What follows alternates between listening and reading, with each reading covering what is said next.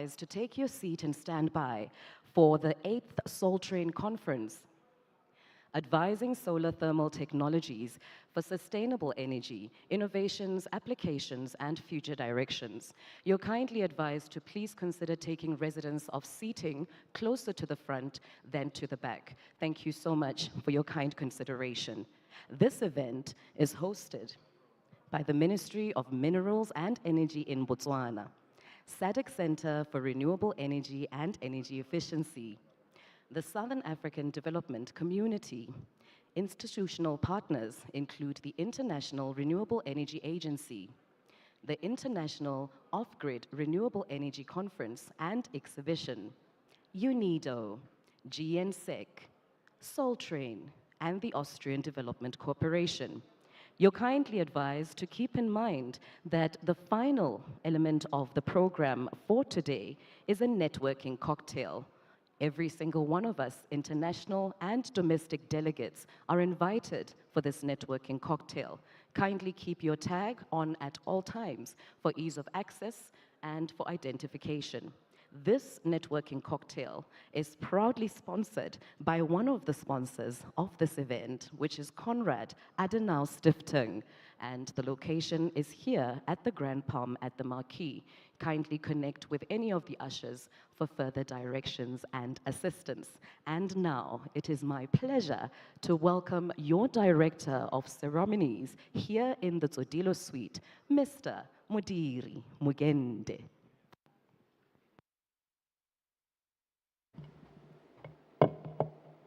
Good morning. I know we've seen each other for a third day, but I was hoping when I was introduced there would be a round of applause. Could you try that again? Truly appreciated. It keeps us going as moderators of your sessions. Ladies and gentlemen, welcome back to the 2024 SADC Sustainable Energy Week. I hope the last couple of days have been insightful, productive, tangible, as somebody said yesterday, and you are here gathering under the theme Accelerating Sustainable Energy Solutions for an Energy-Secure SADC region. Quite ambitious, if you may say, on the theme, but we are hoping that through the engagements that have taken place so far, this will be an attainable ambition.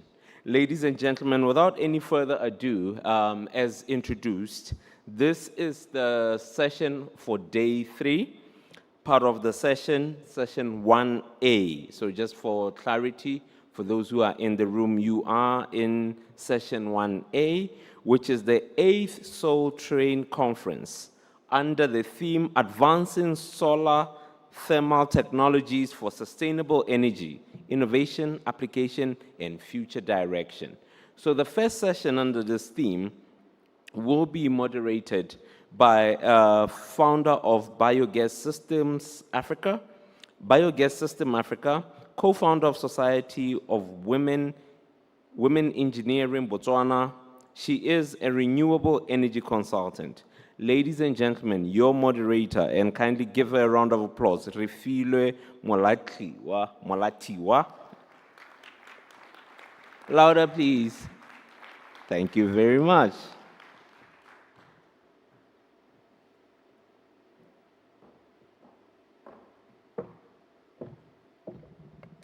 Thank you, Mudiri, for that electrifying introduction. Good morning. I am Refilwe Molatiwa.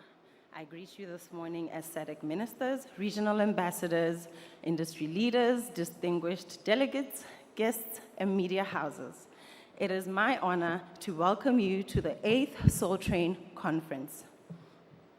Founded in 2009, the Southern African Solar Thermal Training and Demonstration Initiative is currently transforming energy landscape in Botswana, Lesotho, Namibia, South Africa, and Zimbabwe. For this conference, under the theme of Advancing Solar Thermal Technology for Sustainable Energy, Innovations, Applications, and Future Directions, we gather not just to discuss, but to celebrate the remarkable strides we have made in solar thermal adoption across Southern Africa. Throughout this conference, we will hear from thought leaders who are instrumental in shaping this journey. We will reflect on the achievements and impacts, explore cutting-edge innovations, and discuss the policies and investments that will shape the future of solar thermal energy. This conference is more than just discussions, as said, it is a call to action. And with that, we shall begin. Our first speaker is a driving force behind Southern Africa's renewable energy revolution. With hands-on experience in energy policy and off-grid electrification, the certified energy manager believes Africa's energy independence starts with innovation. Please join me in welcoming a leader shaping the region's clean energy future, the Executive Director of SACRI, Mr. Kudakwashe Ndutluka.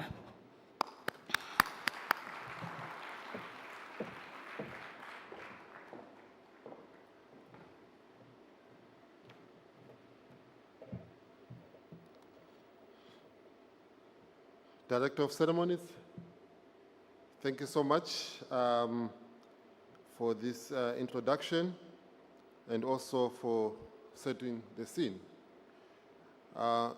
It's a pleasure to stand before you. I'll start off by observing the protocol that is in this room.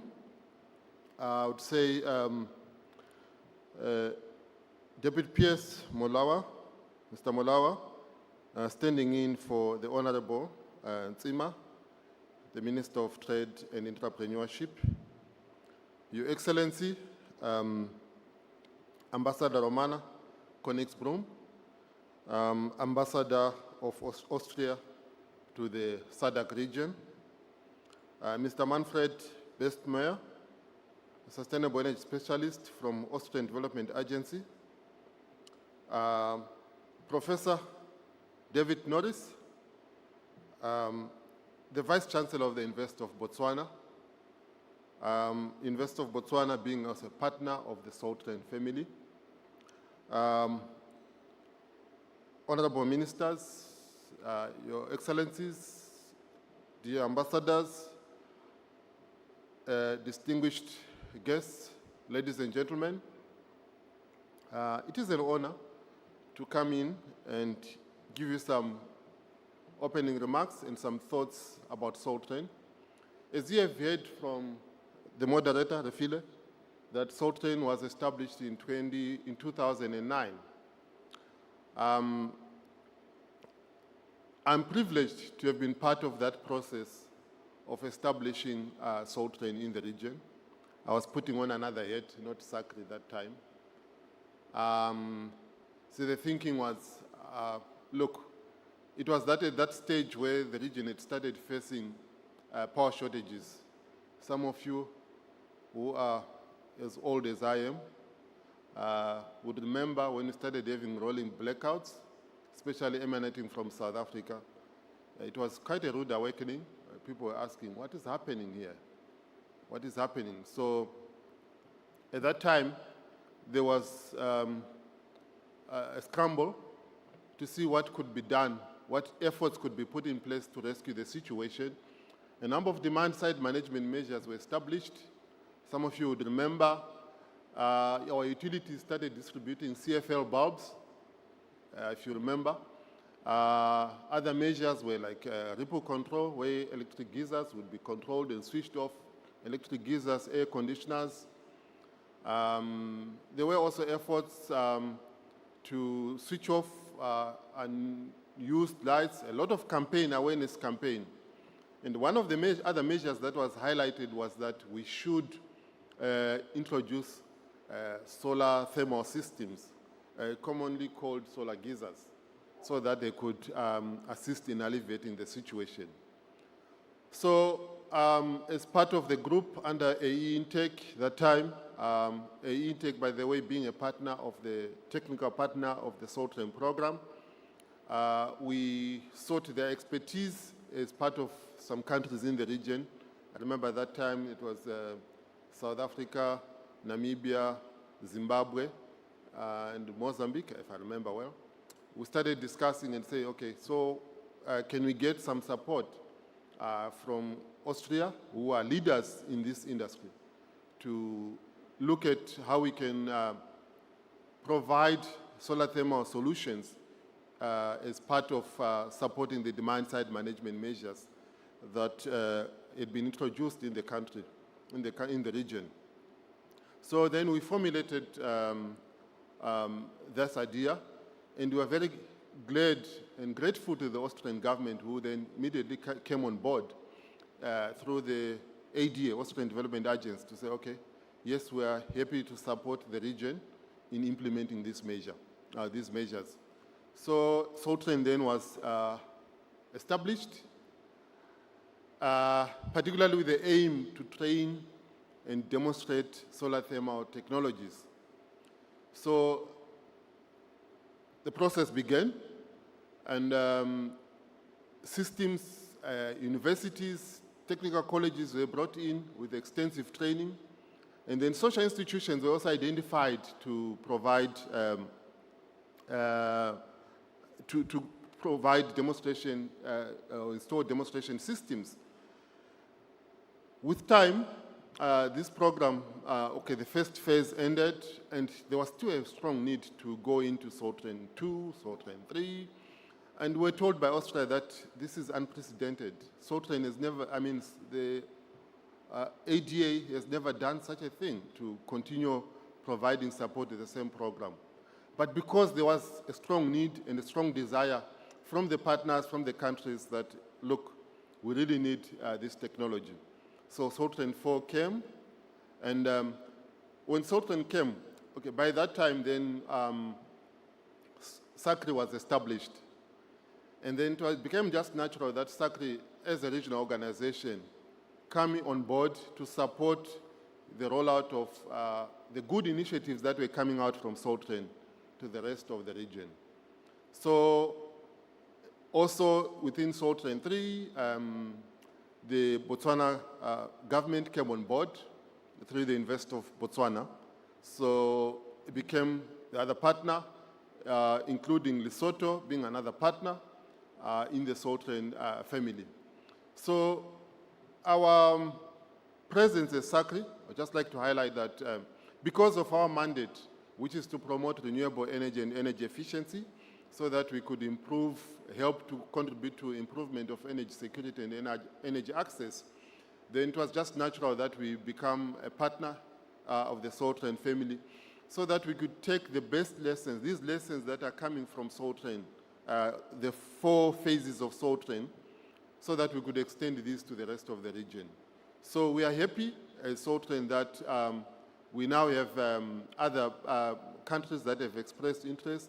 Now we're discussing with Malawi, we're discussing with Zambia, we are discussing with Eswatini, and we are more than pleased to have other SADC countries to come on board so that we can share together these amazing technologies. I'm sure you've all heard that with solar thermal, we spend almost about 45% of our electricity demand on heating, especially heating water. This can easily be done with solar thermal technologies. So please take note, those countries that are yet not on board, please join us, contact us, SACRI, so that we can work together and ensure that solar thermal just saves money. We save money through introduction or through the use of solar thermal technologies. With these few remarks, I would like to say thank you so much for gracing this occasion, and we look forward to successful deliberations when we hear from where we are going to hear from experts and others on how solar thermal technologies can drive the success of the region. With these remarks, I say thank you.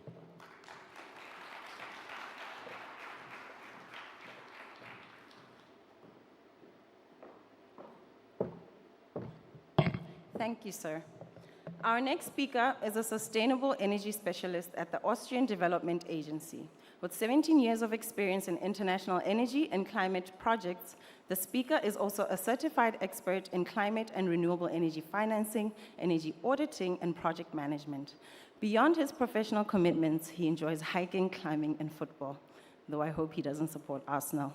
Please join me in welcoming Mr. Manfred Burstmeyer.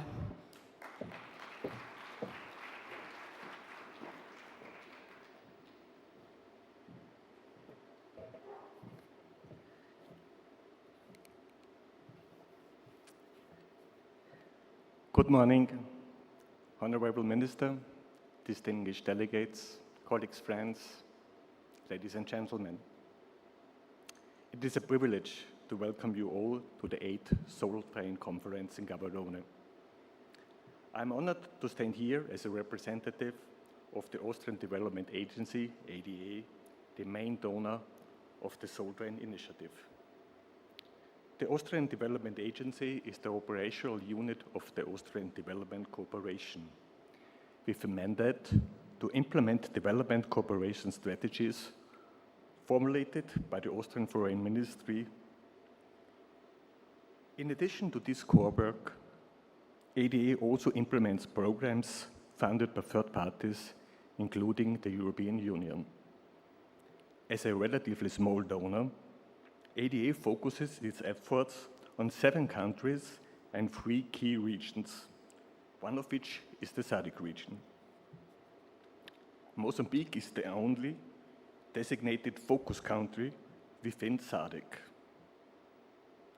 However, our mandate for engagement across the region is established by a Memorandum of Understanding between Sadc and Austria from 2008.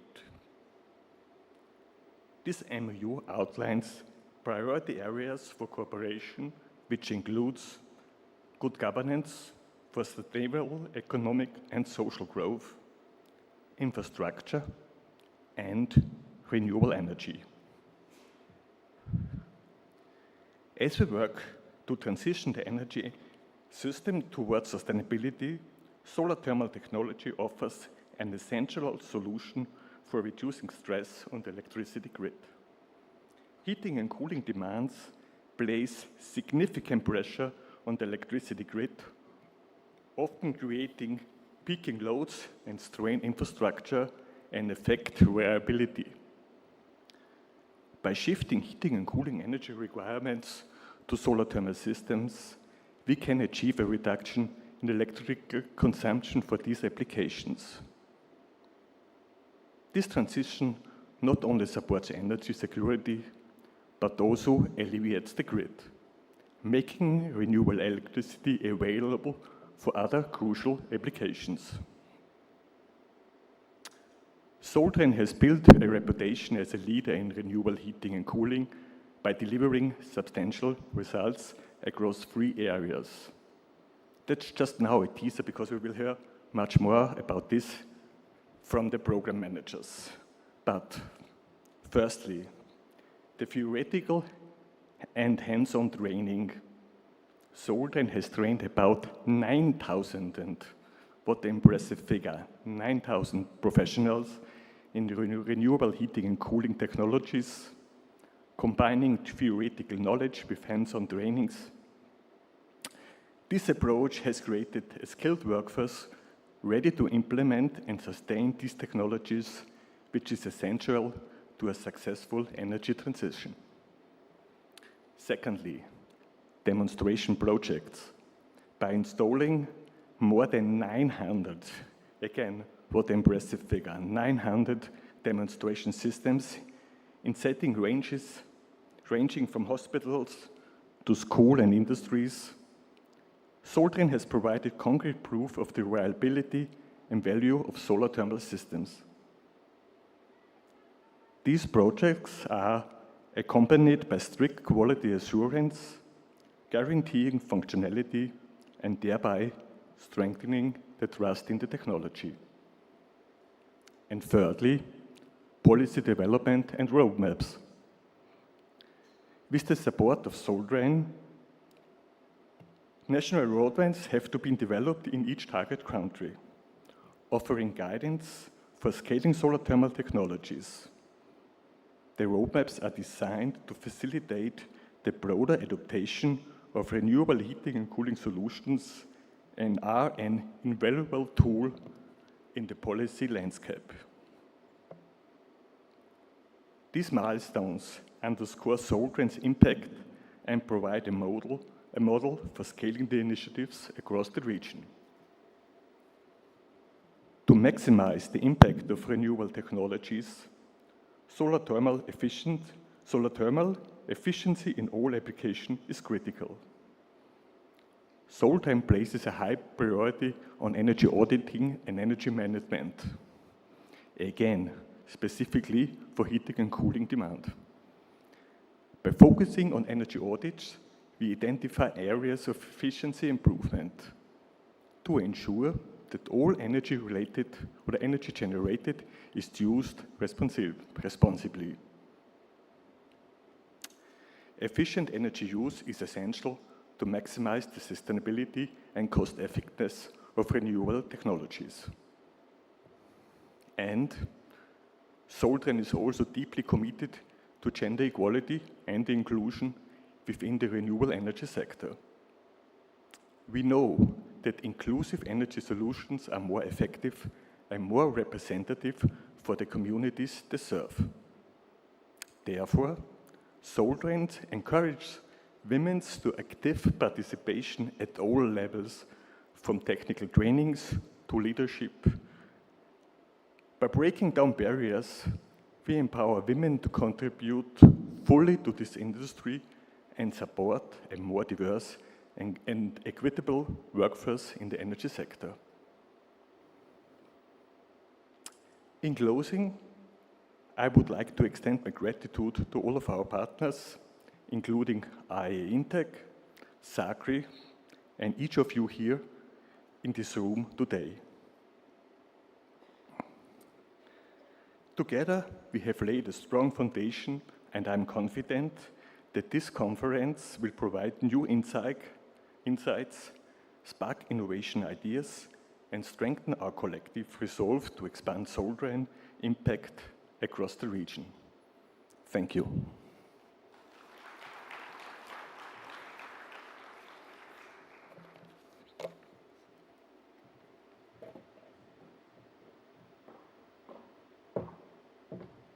Thank you, sir. This next speaker plays a key role in fostering Austria's diplomatic and development cooperation efforts in Southern Africa. With her extensive experience in international relations, she is deeply involved in advancing sustainable development, including energy initiatives in the region. Austria's commitment to renewable energy aligns with our distinguished speaker's mission to promote clean energy solutions and strengthen bilateral ties between Austria and Southern African countries. Please welcome the Ambassador of Austria to South Africa, Her Excellency, Ms. Romana Gienexbrun.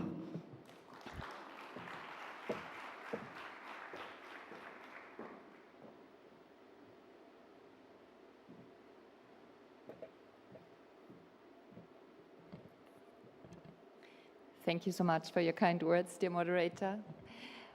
Good morning everyone, distinguished guests, colleagues, stakeholders in the energy sector. It's really great to be here with you this morning to open the 8th SOLTRAIN conference. And for me, it's a bit of a flashback, just on a personal note, when I arrived more than 2 years ago in this beautiful region of the world.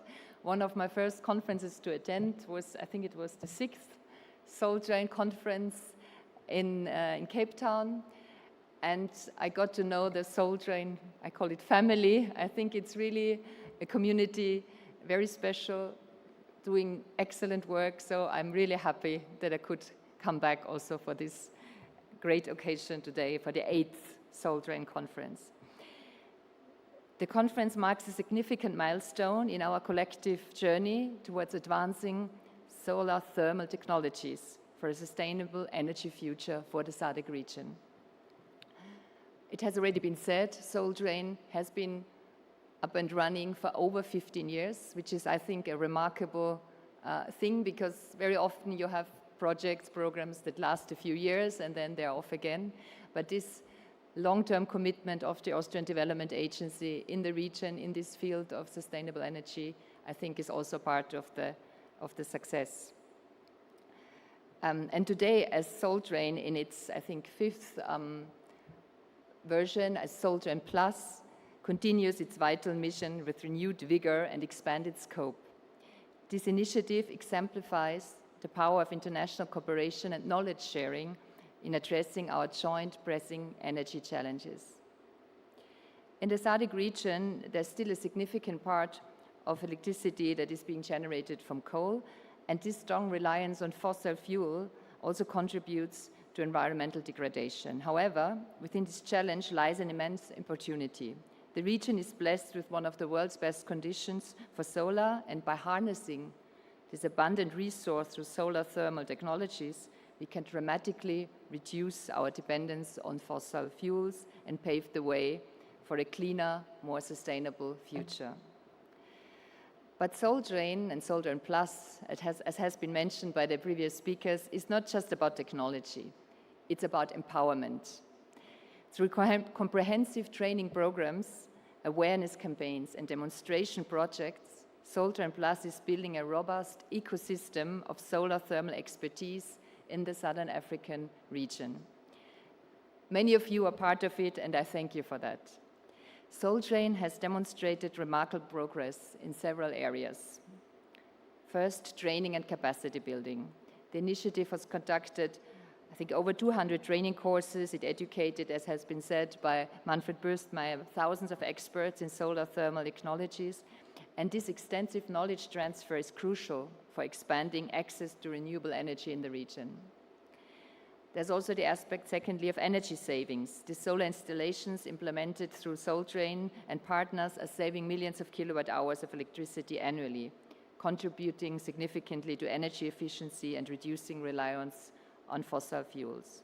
And of course, the environmental impact. SOLTRAIN projects have led to a substantial reduction in CO2 emissions, with thousands of tons saved each year. SOLTRAIN Plus operates in the countries that have already been mentioned in the region, and as Kuda has already referred to, I think it's good news that we are willing to expand, that all the countries that are interested in joining, like Malawi and Zambia and Eswatini, will also have their first trainings in the near future, and I think that's also very good news. Because a broad regional coverage allows us for a widespread impact and even better knowledge sharing across the region. SOLTRAIN Plus exemplifies the power of international cooperation, developed by the Austrian Research Institute AAE Intec with the Austrian Development Agency and ADA, or ADA, funded by ADA, showcases how partnerships can drive sustainable development.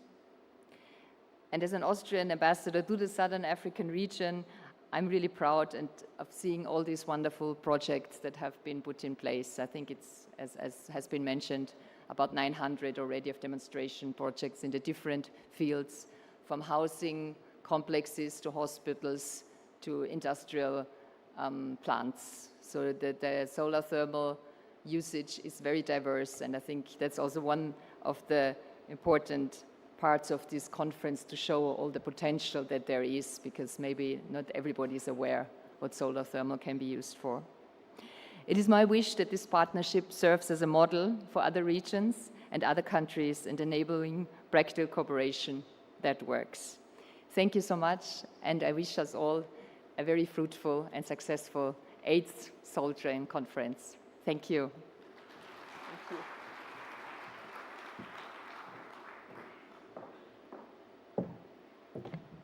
Thank you, ma'am. Our next speaker is a leader passionate about research, innovation, and Africa's energy future. He has championed groundbreaking projects that bridge academia and real-world impact. Under his leadership as Vice-Chancellor, the University of Botswana is strengthening its role in renewable energy research, shaping solutions for Africa's sustainable development. His vision is clear. Education must power progress. Please join me in welcoming a true change maker, the chief host of the 8th SOLTRAIN Conference, Professor David Norris.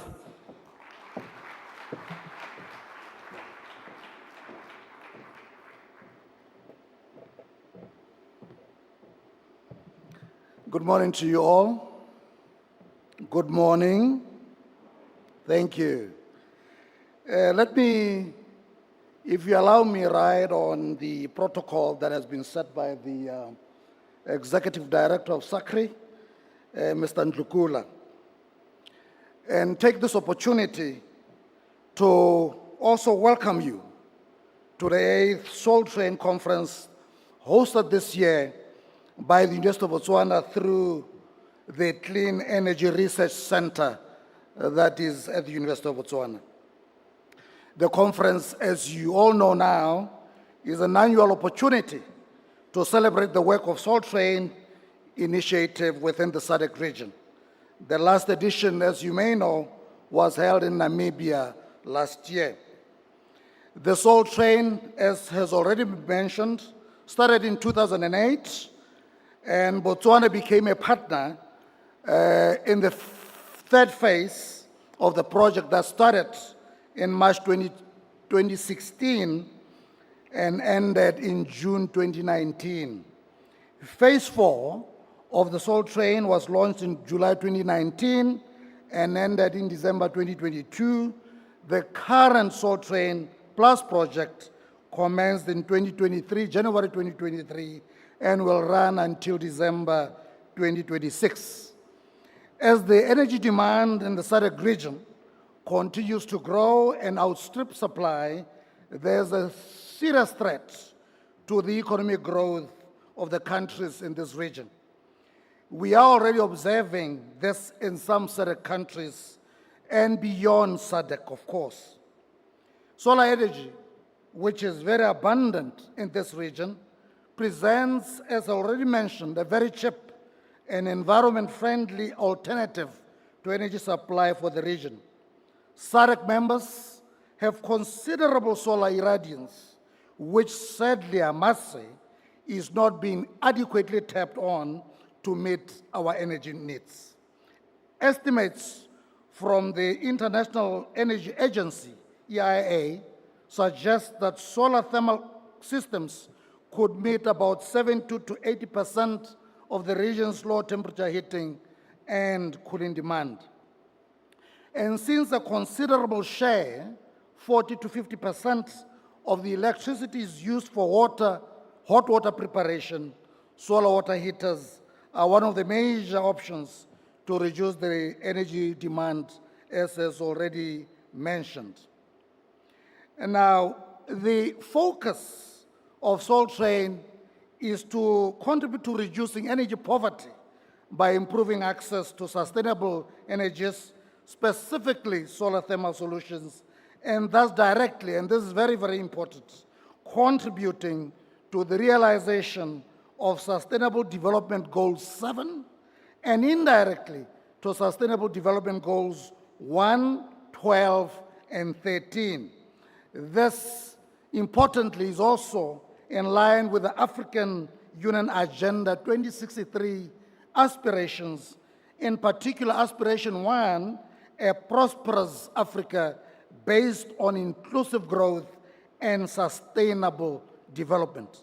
Now, let me bring it closer home and quickly use this opportunity to highlight some of the achievements of the SOLTRAIN project, particularly, specifically in Botswana. One being training and awareness campaigns.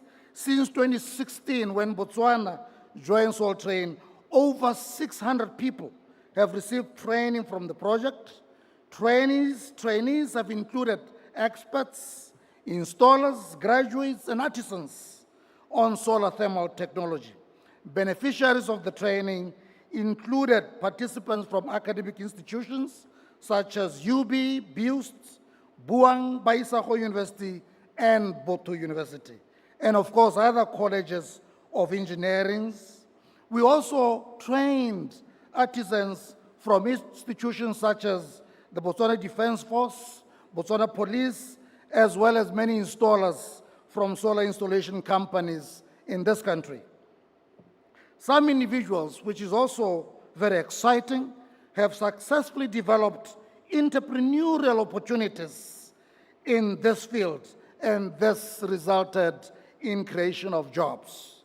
The SOLTRAIN project has also undertaken many public awareness activities, such as countrywide tours, including technical tours, targeting policymakers, such as the Parliamentary Portfolio Committee of Botswana, Botswana Energy Regulatory Authority, BERA, and the Department of Energy, of course also including the Department of Meteorological services, amongst others. In terms of policy intervention, the SOLTRAIN project has worked closely with the Department of Energy. The SOLTRAIN has contributed to policy initiatives such as development of a Botswana solar thermal technology roadmap document. In phase 4 of this project, SOLTRAIN developed a bankable proposal for the implementation of the Botswana solar thermal technology roadmap with the funding from UNDP. Now, it is hoped that these documents will contribute towards accelerating the energy transition towards the net zero goals of Botswana once turned into policies or actionable policies. The other important ones, which is very close to my heart, is research and development. Through the graduate bursary program of SOLTRAIN, 3 graduate students, 1 from the University of Botswana, 2 from BUST, were assisted to undertake research in solar thermal technology. Additionally, the project has sponsored over 10 research presentations in international conferences and workshops. There are also demonstration projects, which I think I want to also highlight. The most significant impact of the project, apart from the core mandate of training and capacity building, has been the implementation of demonstration projects in selected communities, some public institutions, and these were funded to up to 50% of the cost of the project. The following have benefited from this intervention: Maruapula school hostels, 4,000 liters of hot water system; Laundry Africa in Mogoditsani, 7,000 liters hot water system; the Camp Hill Community Trust in Tlokweng, 5,000 liters hot water system; the BDF Garrison Barracks, 5,000 liters hot water system; Pudulhong Rehabilitation Center in Muchudi, 3,600 liters hot water system; University of Botswana, our own hostels, 20,000 liters hot water system, and the students are very happy. These are deliverables that are tangible and that are highly commendable. The SOLTRAIN initiative, through the current SOLTRAIN Plus project, focuses on working with the Ministry of Basic Education to solve the problem of hot water availability in public schools. There's also a new initiative to work with the Ministry of Youth and Gender to increase the share of women and young people trained in this technology. The project is further working with UNDP Botswana to engage the mines towards adopting solar thermal technologies in their operations. The University of Botswana is very proud and grateful to be leading these initiatives and believes that they feed into numerous government initiatives for energy security. This 8th SOLTRAIN conference is another opportunity to celebrate the success of the SOLTRAIN initiative in Botswana and in the Sadc region. Our gratitude goes to the sponsors, the Austrian Development Agency, and the Ministry of Minerals and Energy for the partnership and facilitation of our work throughout the years. Honorable Ministers, all honorable distinguished guests here, I wish you an enjoyable and exciting day of deliberations. Thank you very much.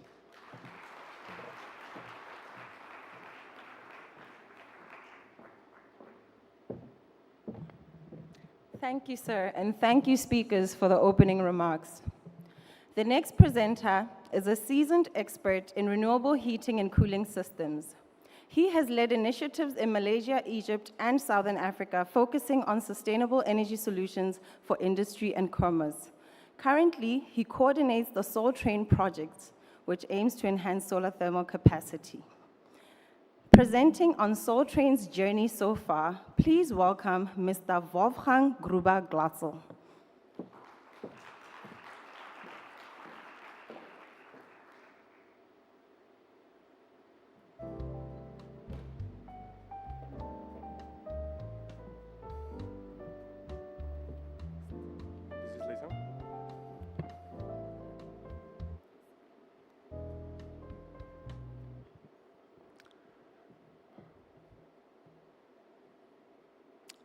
honorable ministers, dear ambassadors, dear SOLTRAIN family, all guests here in the audience. I'm very grateful that I stand here in front of you presenting the journey of our SOLTRAIN project so far.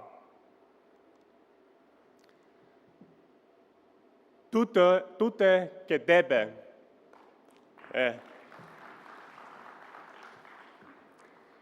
The first time I came here to the University of Botswana, the great university, the Vice Chancellor also has shown as being a great project partner. I've sent the slogan written on the top of the building to my sister, who is also a lecturer at the university. Yeah, and we Google translated and saw the translation, education is a shield. And we were thinking about it. What does it mean? Does it mean we need to shield ourselves from the challenges from the outside, from all the problems we see? Or does it mean we use a shield to lift ourselves up, yeah, to use education to empower people, empower men, empower women, and also, of course, to raise solar collectors on top of our buildings. So let's use education, use it as a shield to empower and to lift upwards.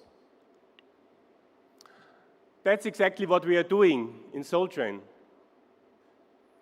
It's about training and demonstration, solar thermal systems and other renewable heating systems. 17 years ago, it has started. I think that's really very seldom that this has achieved for us, a program like this, that it's run for such a long period. And it has always been funded by the Austrian Development Corporation. What does it mean if a program is running that long? It means that logos of fancy information shields are fading, as you can see in this picture from Lesotho. But the solar systems are still working. The solar systems are working for 15, 20, 25 years, providing hot water to this kitchen in Lesotho. The sun has a lot of energy. The UV light, the logos are fading, but it still provides hot water to us all. But why solar thermal? What is our motivation?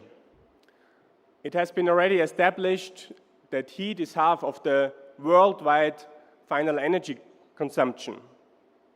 We don't always see this in energy statistics because what happens is that electricity is used for hot water generation, and then we think electricity is a large part of it. But if you look at the appliances, we see only 20% of the world's energy consumption is electricity itself. 30% is mobility for cars, planes, and shipping industry.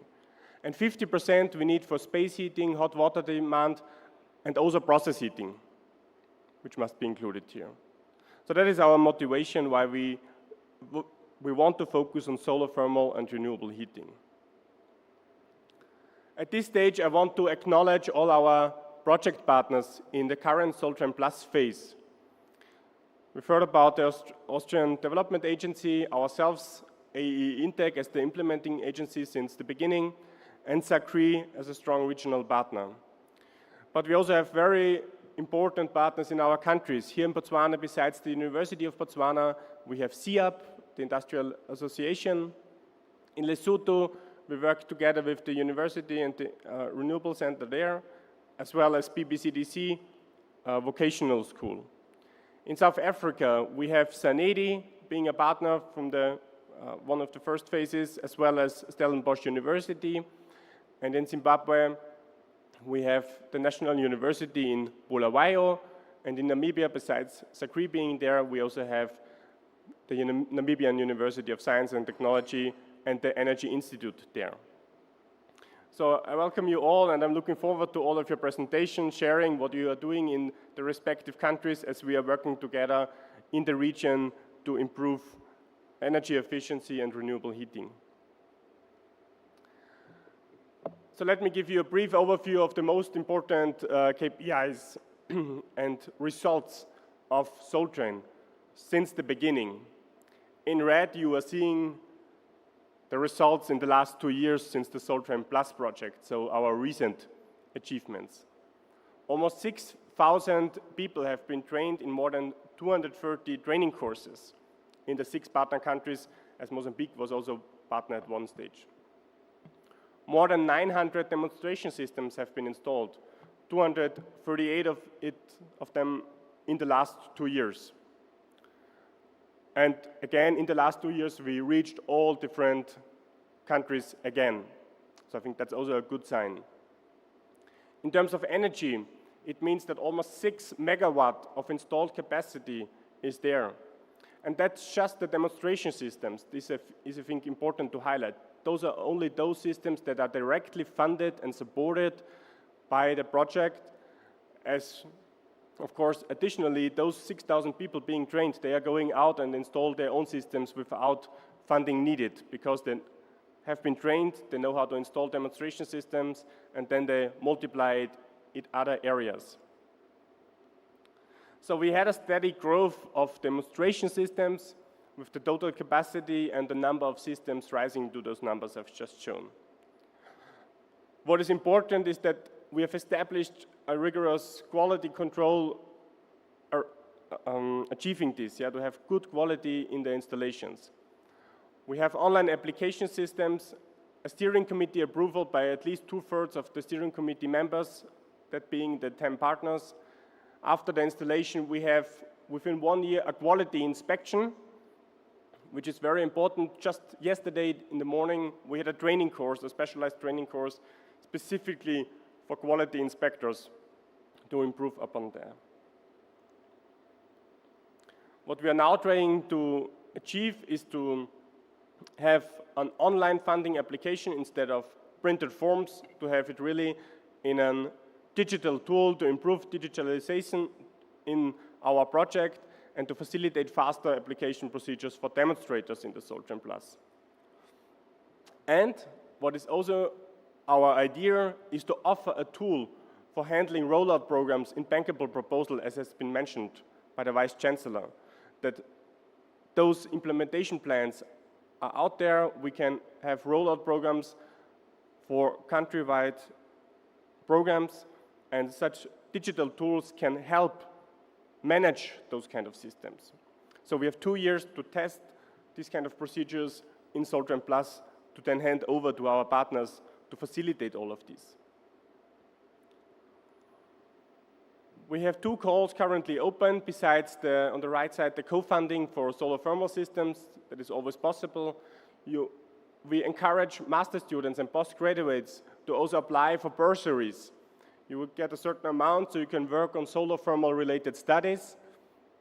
Our goal in SOLTRAIN Plus is to have 20 bursaries supported. Currently 3 have been awarded already, and we are waiting for your ideas, your innovations, because we need always new development in this area.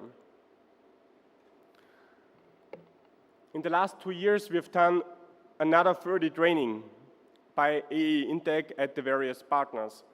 So we are doing, on the one hand, train-the-trainer courses for VTCs, for universities, so they can also implement the solar thermal know-how in the program. All the know-how from the demonstration systems, monitoring equipment, and so on, to include in the training courses. We have artisan trainings, hands-on experience on how to install systems. We have quite a strong focus this time in industry and commerce to tackle more the process heat demand, and we already have some nice installations in the previous phases of the project. So we try to focus this on this regard. What I want to highlight is that we need to strengthen our collaboration also in terms of science and research. And this is a current call, and I call to all research partners here in the room to collaborate with other EU research organizations. 2 African partners, 2 European partners, you can work together in the LEAP project, Long-Term European-African Partnership in Sustainable Energy. That is the place to go if we want to collaborate. And to the policymakers, I can say that it would be great. It would be really a game changer in this regard if SADC or single countries would set up their own fund to support this. Because then the universities of your countries have a better chance, of course, to work together with European and other African partners.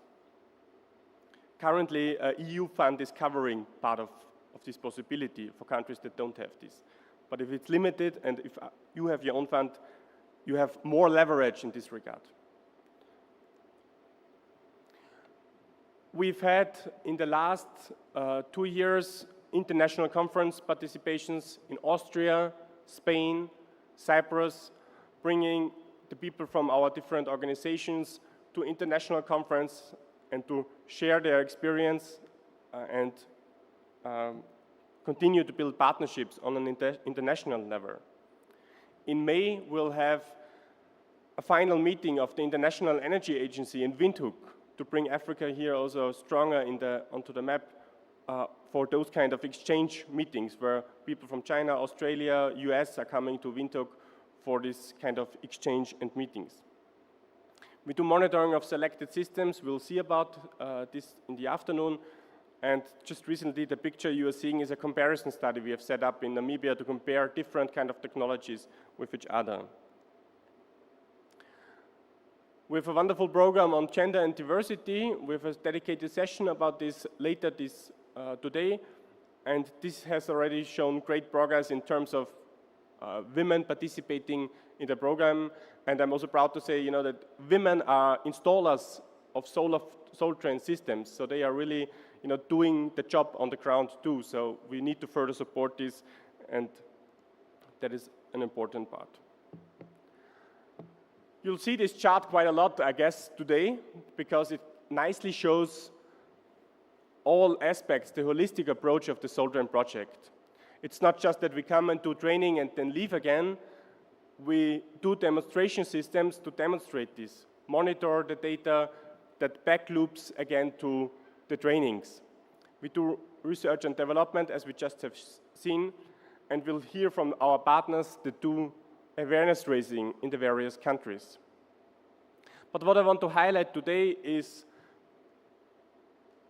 the urge and the necessity to continue to work on financial incentives and regulations to further roll out the solar thermal initiative in the countries.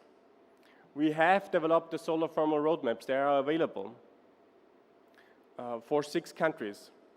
Already for some, we have the implementation proposal or the bankable proposal for that purpose.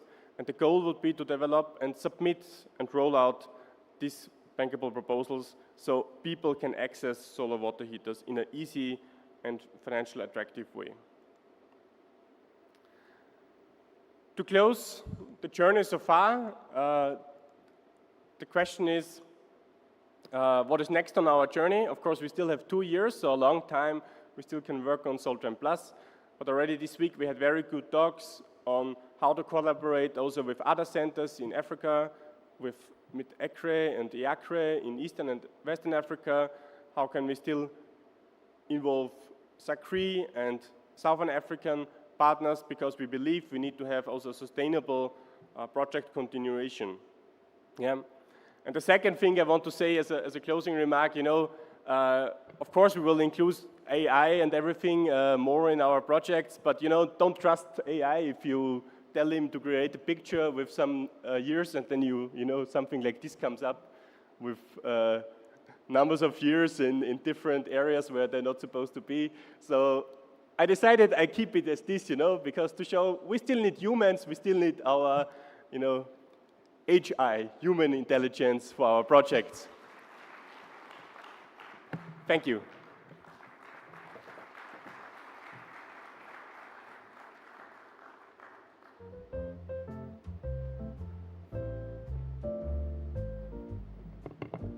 Thank you so much, Sounds like a journey that is well on its way, and I'm hoping that we will all pick up as being called upon to take on these projects and make sure that they are delivered.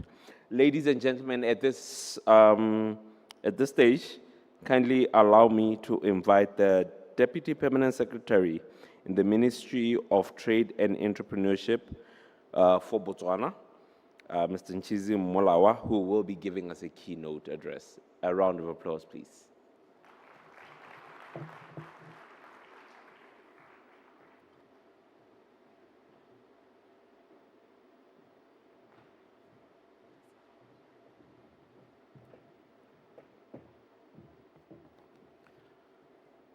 Good morning. The correct name is Gideon Molawa.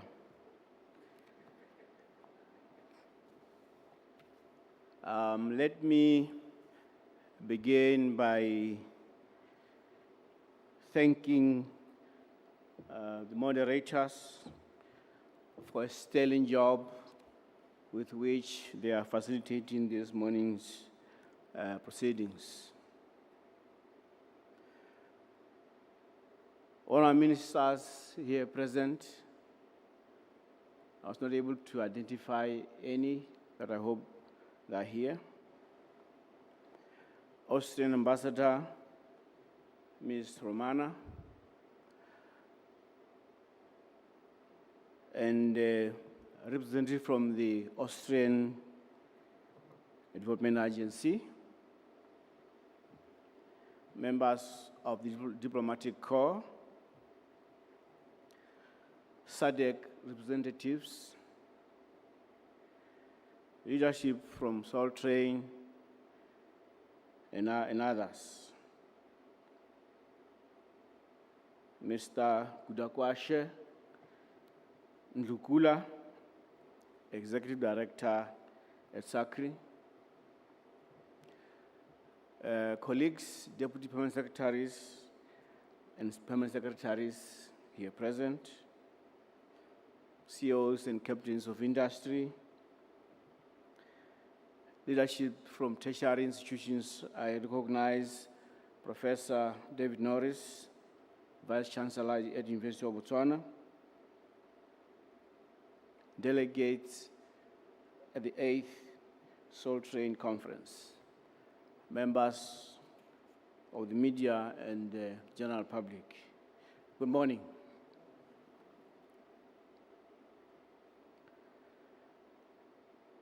You would have heard that I'm standing in for Honorable Ntsime, Minister for Trade and Entrepreneurship, who is in cabinet for other important government matters.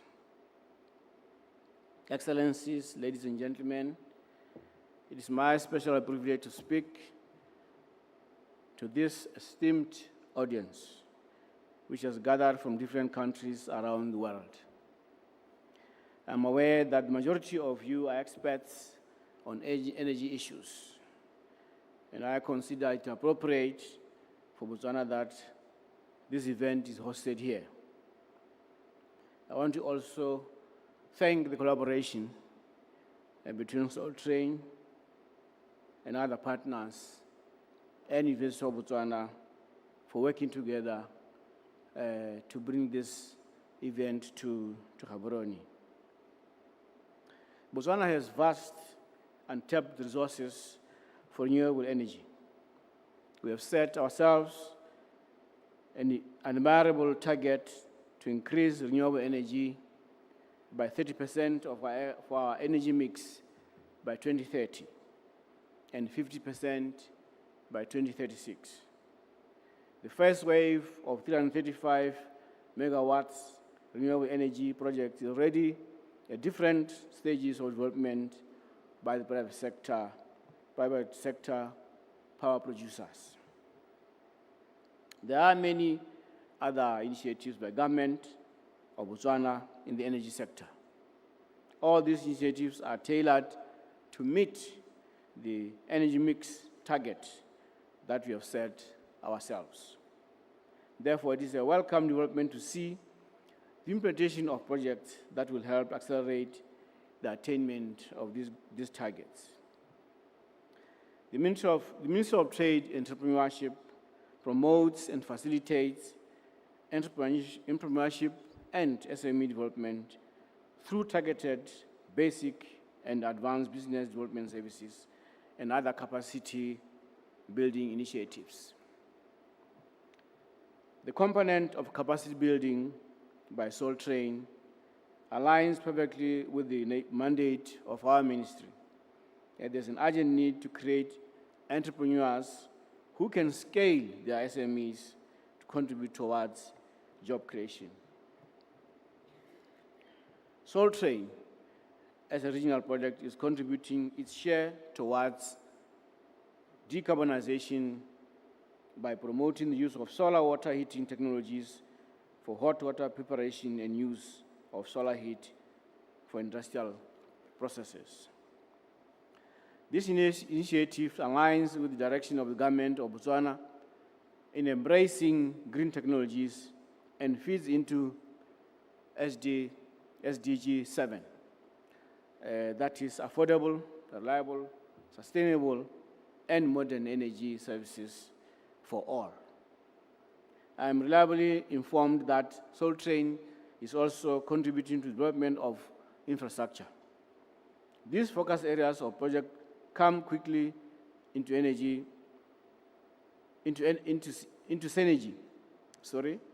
with activities of government, and we look forward to continuing the partnership towards accelerating the transition to renewable sources.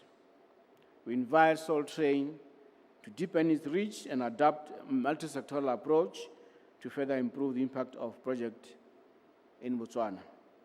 To this end, we call on the University of Botswana Clean Energy Research Center, the Solar Industry Association of Botswana, and all other stakeholders to engage more robustly with all relevant ministries and departments of government.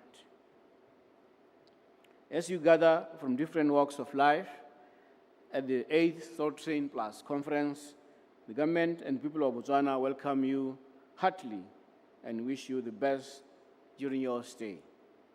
I wish to implore you to seek out opportunities, investment opportunities in Botswana, especially where it's much needed, job creation. I therefore declare the 8th SOLTRAIN Plus conference open and wish all participants a fulfilling experience.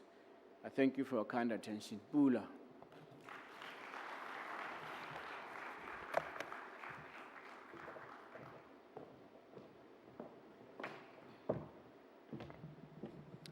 Thank you, Mr. Molawa.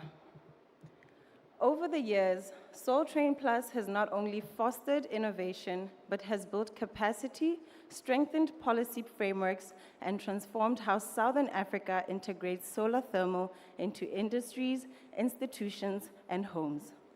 The message is clear, ladies and gentlemen. Let's collaborate, innovate, and drive real change. We will now transition to a panel discussion with industry players as they take on the conversation of energy policies and the net zero goal. Moderating this panel is a sustainability professional with expertise in climate action, clean energy, and development finance. She is trained in various aspects of ESG, including green investments and renewable energy. In her current role as ESG and Impact Manager at Northside Capital, she focuses on adding value to the investment cycle by integrating environmental and social impact considerations into the company's investment strategy. She's an environmental scientist, a certified carbon taxation professional, and an alumna of the SOLTRAIN program. Your moderator for the panel discussion, Ms. Lebo Sibubi.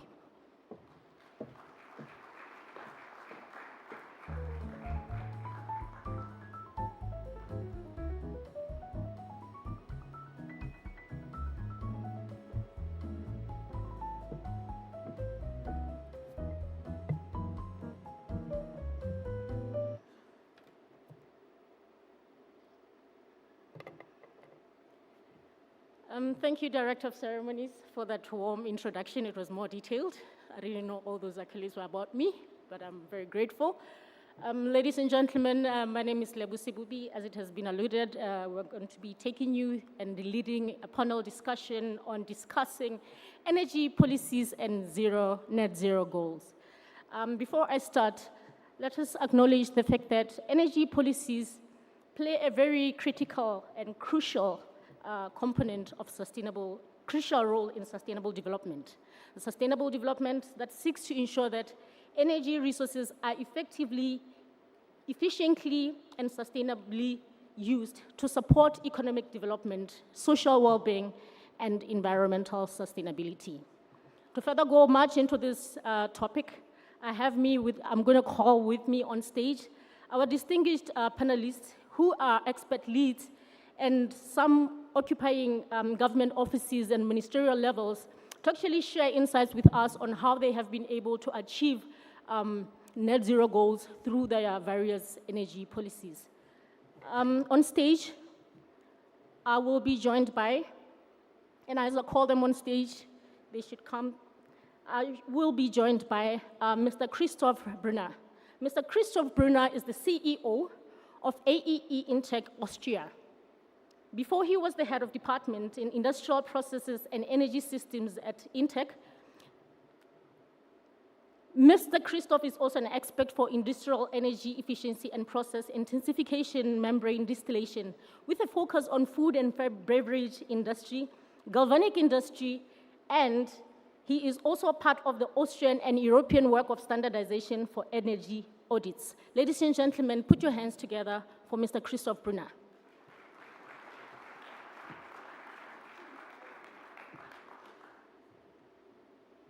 Thank you very much. Yes, please.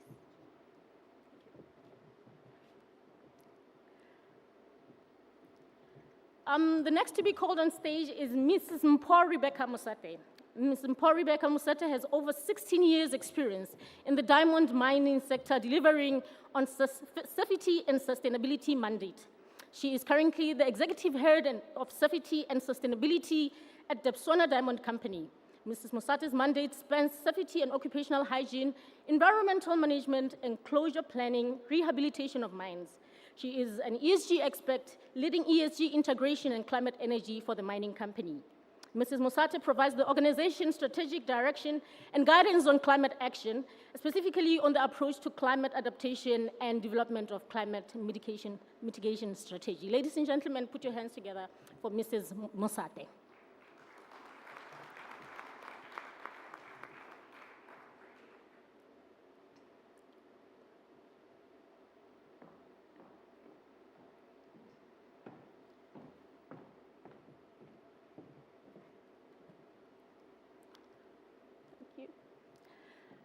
The next to be called on stage, ladies and gentlemen, it is our Director of Energy, Mr. Midas Sekabo. Mr. Midas Sekabo is an energy engineer by profession with passion for management, specializing in strategy development and implementation. Management of energy policies, his mandate includes the management of energy policies, implementation of strategic pilot projects in the field of energy. He is the caretaker of Botswana's security of supply in the portfolios of electricity. And mind you, the department serves as a national contact point for energy matters. Ladies and gentlemen, a warm welcome for Mr. Midas Sekabo.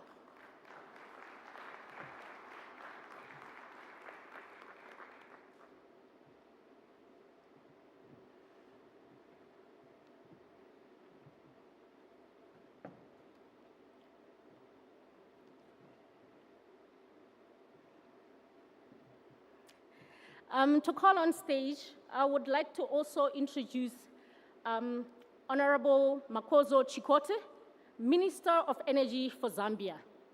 Honorable Makozo Chikote has made and led the Ministry of Energy in Zambia through its excelling hydropower station as an alternative energy resource. Zambia has made significant progress in this field, yet we acknowledge that there is more that needs to be done. Ladies and gentlemen, welcome and a standing ovation for Honorable Makozo Chigoti, and he will be coming to stage.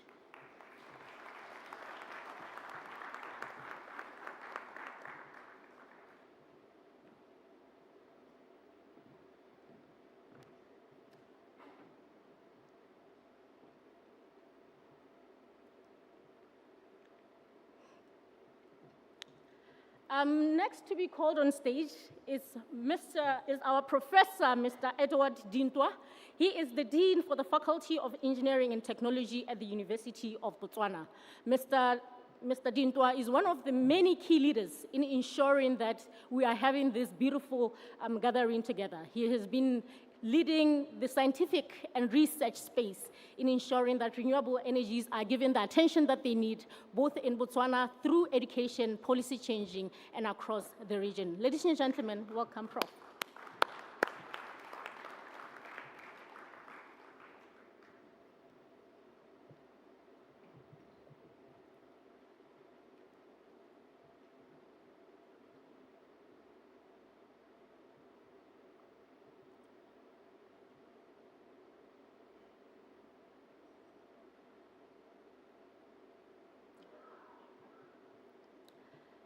To start our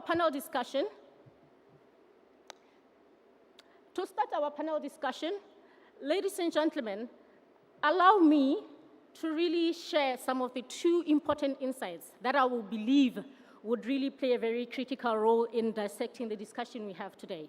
Energy is a very critical component of sustainable development that, like I had already said, but it is a resource that has mainly, for over the years, been based on fossil fuels. We see the demand for energy exceeding the supply, and hence why we're having this gathering with experts, professionals, offering good expertise to help us discuss and divert ways in which we can be able to start appreciating the use of renewable energy, and with the help of initiatives like SOLTRAIN. Ladies and gentlemen, just to start this discussion, first of all, I'll give this one to our minister.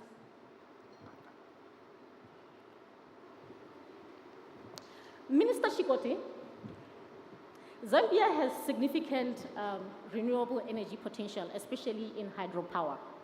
What is Zambia's roadmap for transitioning to cleaner energy while ensuring energy security and affordability for its population?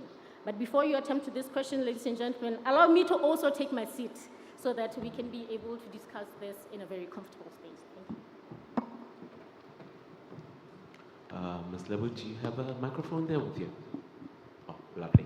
Thank you so much. Thank you very much, moderator, and thank you very much, the audience.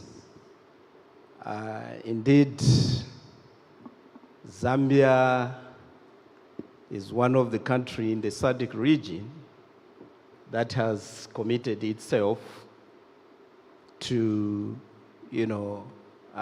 clean energy, committed itself to address challenges that are affecting us in terms of climate change, in relation to our energy challenges that we are facing, to start with, as a region.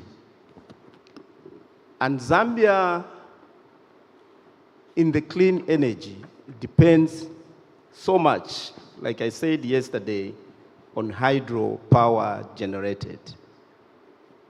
The country stands at 85% of power being generated from hydro.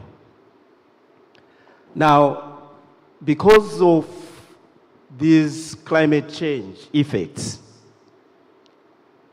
as a country, we were hit seriously. This is something that we have never experienced in the century, which resulted into our power generation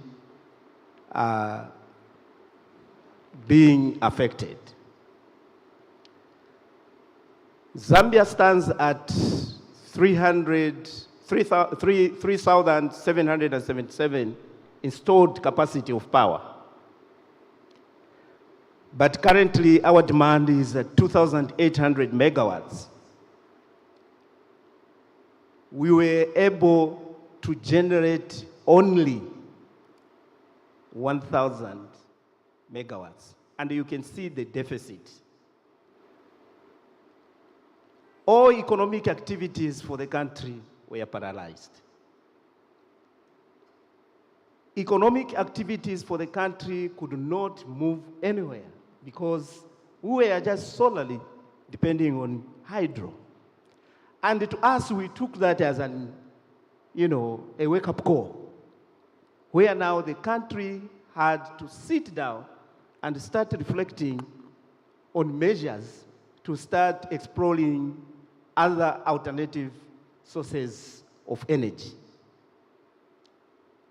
This also has to come with reforms in terms of addressing now what kind of policies that we need to put in place that will start addressing the challenges that we are going through as a country. We have selected the first priority as solar power. And in the solar power systems, we have told ourselves as a country that, first of all, we need to remove the monopoly of our government utilities that had only access to distribute, to generate power for the nation. We had to go for open access to electricity, to allow multiple players to come on board, to start investing in energy sector to address the challenges of electricity. Also, we realized that one of the reasons why our countries are going through this serious climate change is the way we handle our natural resources that we have at hand. In my country, deforestation is one of the key that has been affecting, our carbon emissions. And we said as a country that we have to come up with policies that will start addressing the issues of deforestation. And we are now concentrating as a country in reforestation. We have come up with the programs to engage with the community leaders, policymakers, to come on board to understand what measures do we need to put in place to mitigate the carbon emissions that are at a higher rate currently as we are talking. So back in the country, we have embarked on reforestation by allowing the communities also to participate in planting trees. For example, we have also allowed schools to participate in planting of trees in order to, have sinks that absorb the emissions. And also, we have also decided to make sure that awareness, public awareness amongst our communities is one of the strategies that brings everybody to understand that climate change is real. For us to achieve the net zero goal that we have set for ourselves, it's not that something that is being imposed, but something that comes out after public awareness to make our people understand that this climate change is real. Together, in collaboration with the international organizations, working together, this is where you see commitment of the country with the Paris Agreement, for example, to make sure that as a country, together, we collaborate and address these challenges. Also, we have decided to say we need to invest so much in the renewable sources. Like I've stated that in the solar power plants. So investments have to be put towards such so that we are able to achieve the clean energy we are talking about. There's no way we can achieve this apart from investment in the energy, in the renewable energy. Also, you may wish to note that we are also trying to collaborate and lobby for the climate finances. Very, very important with the international organization. This will help us to push the agenda to adapt the renewable energy sources. Capacity building is also one of the issues that we have looked at, that as we are moving towards innovative technologies that addresses the green energy, we need also to build on the capacity of our people. We need to build this capacity for the locals to understand, to achieve the bigger picture. I know I've taken much of time. You know, politicians have to be managed anyway, because these are the platform we feel we can interact with the audience. Thank you.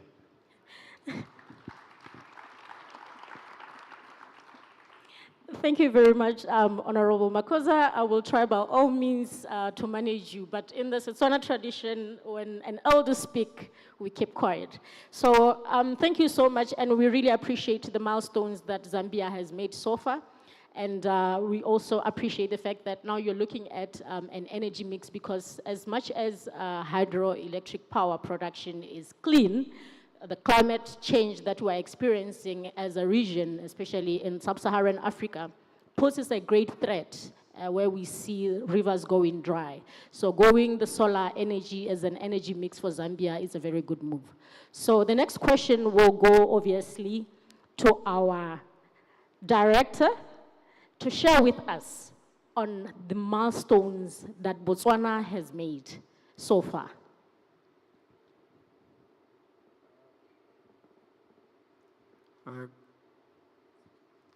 Good morning, everybody. Thank you, Madam. As you are well aware, I'm sitting in for the Honorable Minister, Joy Kenwendo, who's gone to Cabinet. Thank you once again.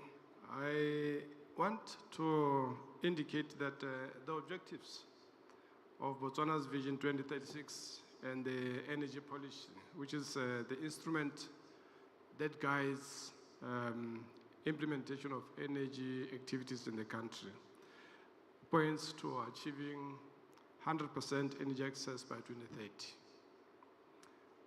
I know that we had intended to achieve 100% by 2036, but the most recent has been revised to 2030, so it's 100% by 2030.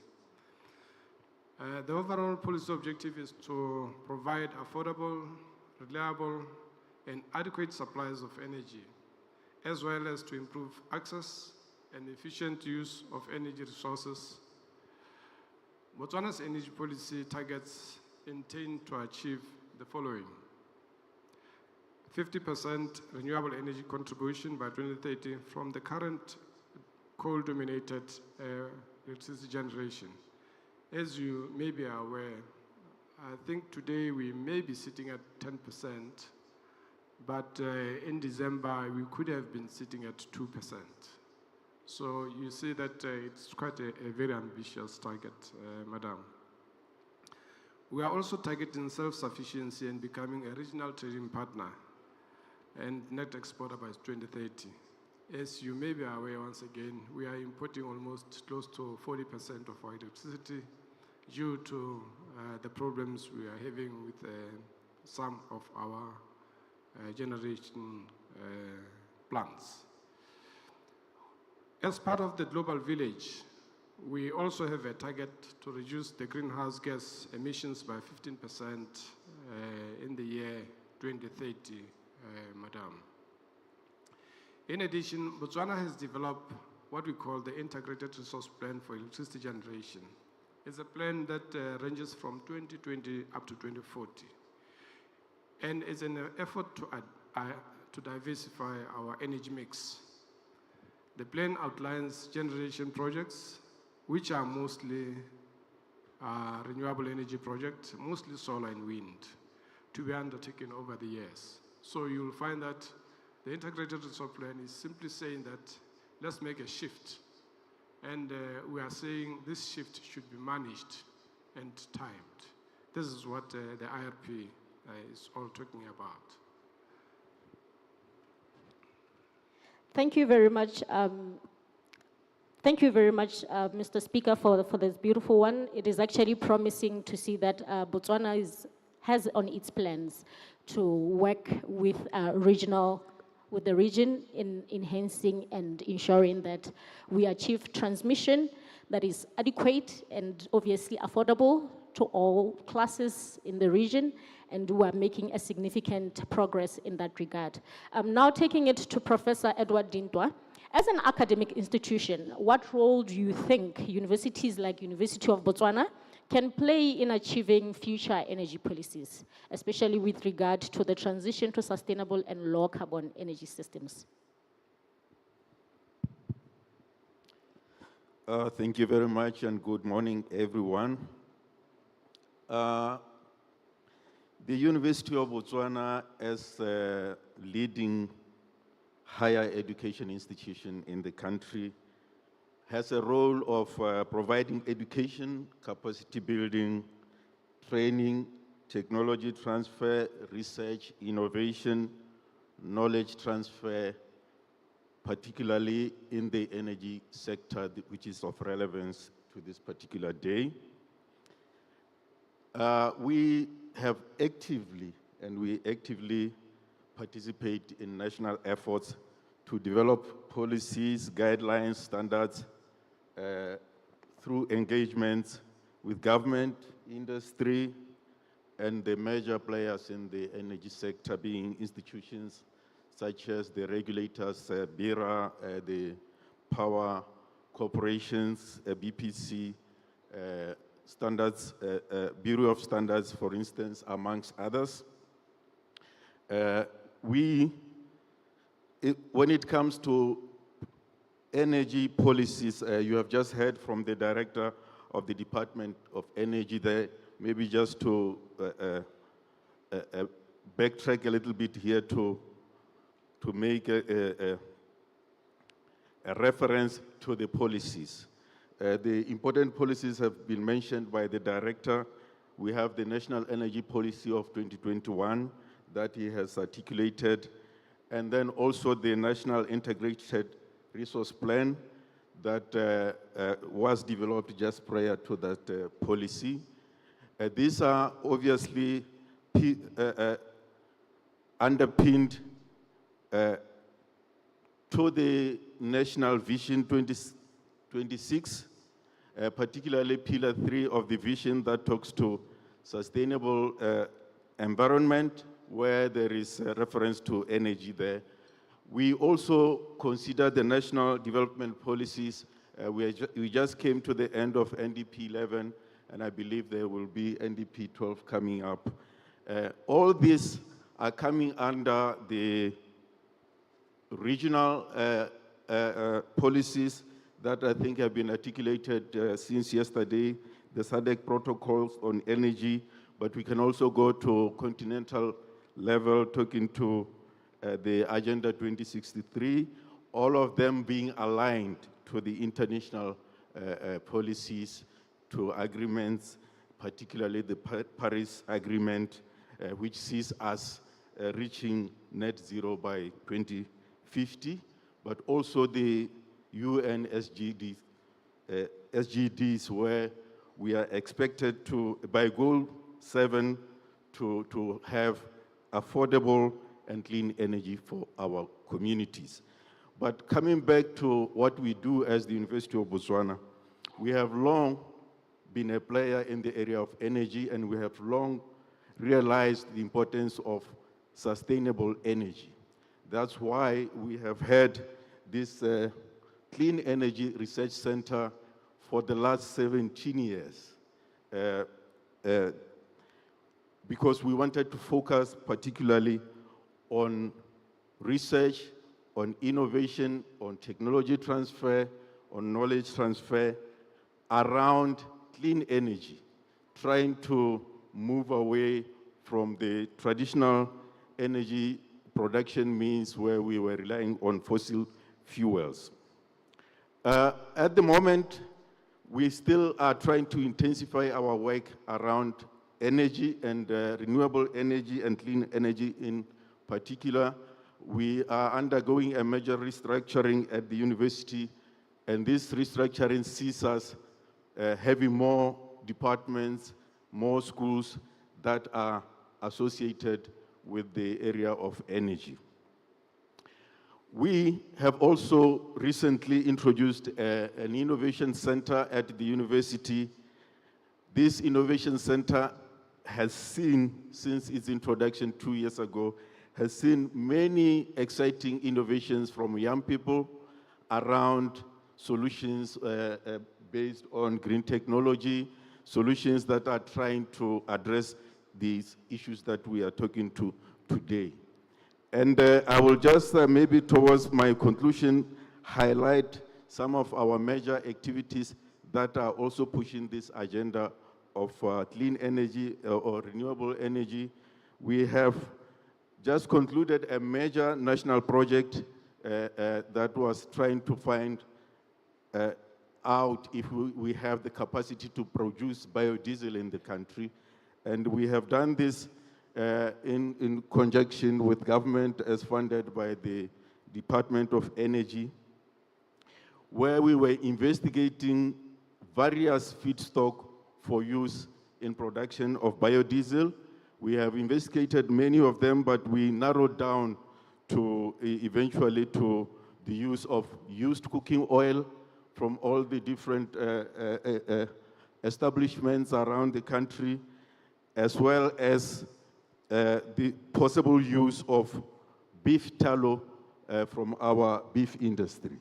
These are low-grade feedstock that we have established that there is a huge capacity for production of this biodiesel, and we are at a stage where we have bankable feasibility for this kind of work, because the biodiesel that has been produced is high-quality biodiesel, and we believe the project is at bankable feasibility, waiting for uptake and for commercialization. And then maybe lastly, to conclude, the work that has been done by the Clean Energy Research Center around SOLTRAIN, I don't want to elaborate the success there because some of the success has been mentioned by our Vice Chancellor as well as Wolf there. And I think that will be what I can stop at now. Thank you. Thank you very much, Prof. Indeed, the university is active, like you say. You're active in policy research, in innovation, you're active in technical support, and we really appreciate the milestones that you've made in Clean Energy Research Center and the Innovation Center. And without saying, we appreciate the collaboration that you have with the ministry and other private entities in ensuring that we achieve the net zero goal. Now, I will take it to Ms. Mpho Musate. Botswana, as a leader in the mining industry, plays a major role in Botswana's economy. How does the company approach sustainability in its operations? And what initiatives are in place currently to reduce your carbon footprint for the mining sector? Good morning. And thanks for this opportunity to come and speak in this panel. I think that the positioning of private sector is an important one to showcase amongst the gentlemen that I'm with, Honorable, who will come into it from a policy perspective.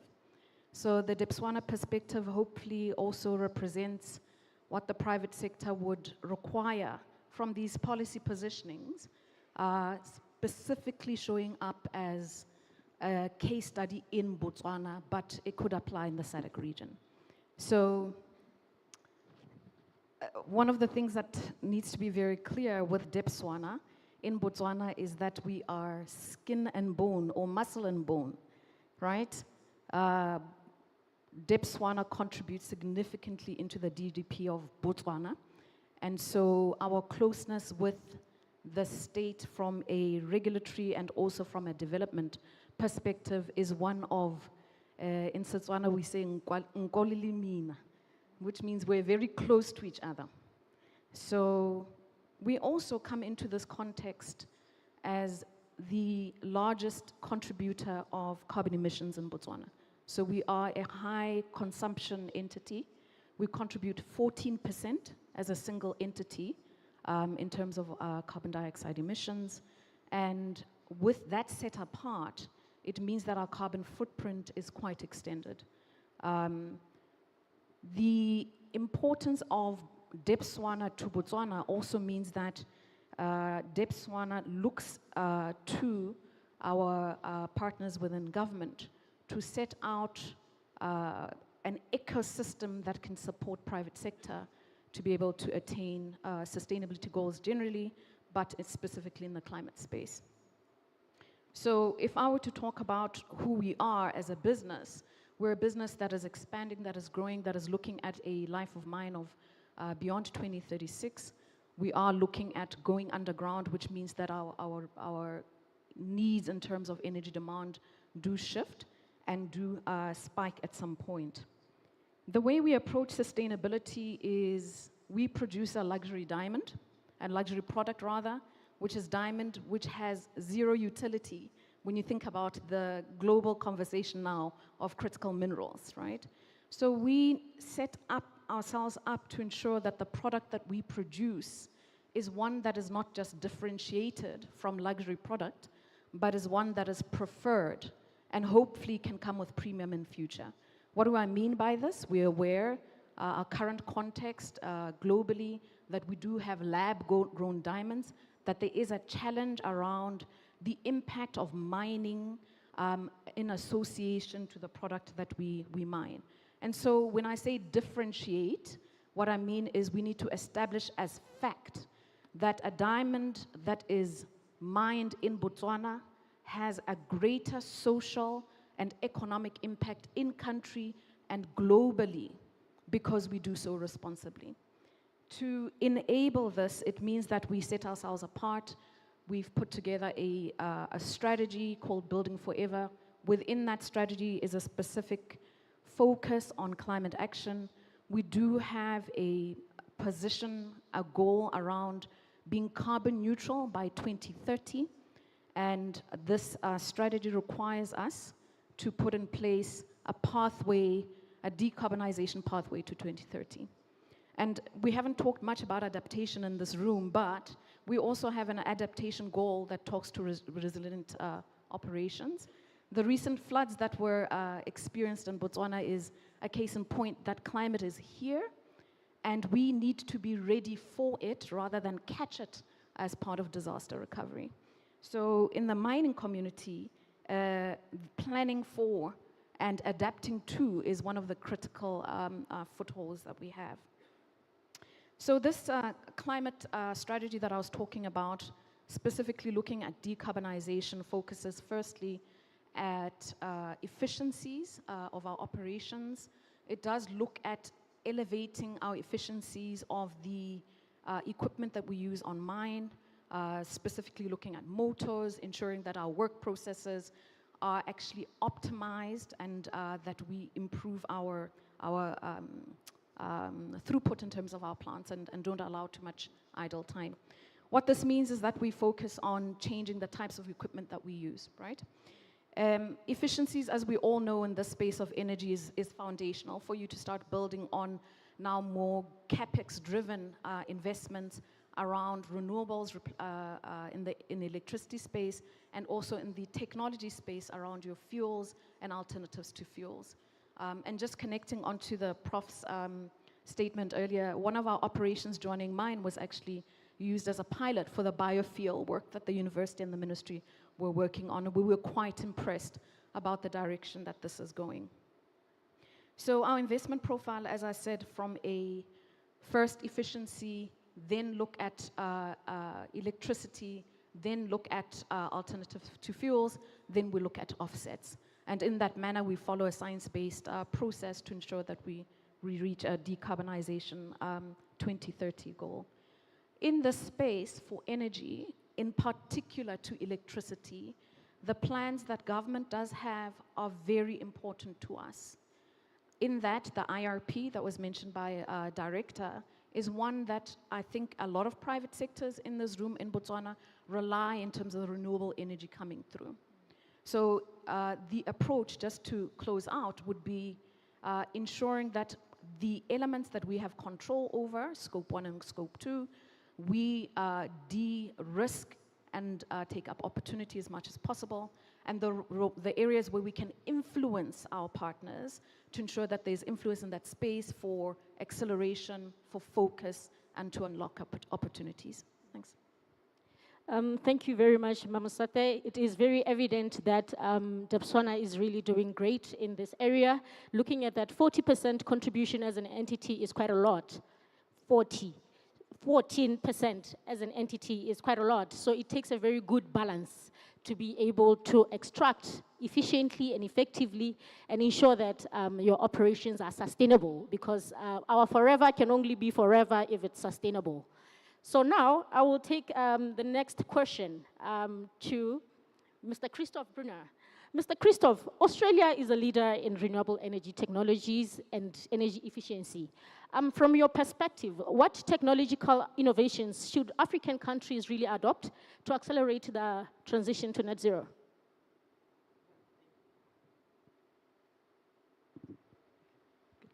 Yeah, thank you very much. Good morning, everybody. And first of all, congratulations to this really fantastic conference you organized. Speaking about Austria, maybe first let me allow to set this baseline a little bit in Austria. So Austria is part of the European Union, and so we are following, of course, European laws and directives.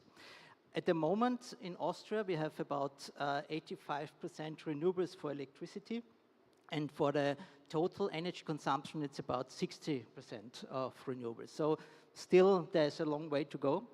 And our targets are a little bit more ambitious than the European Union targets, because we had a Green Party the last 4 years, and they set these targets that we want to reach 100% renewables for electricity by 2030.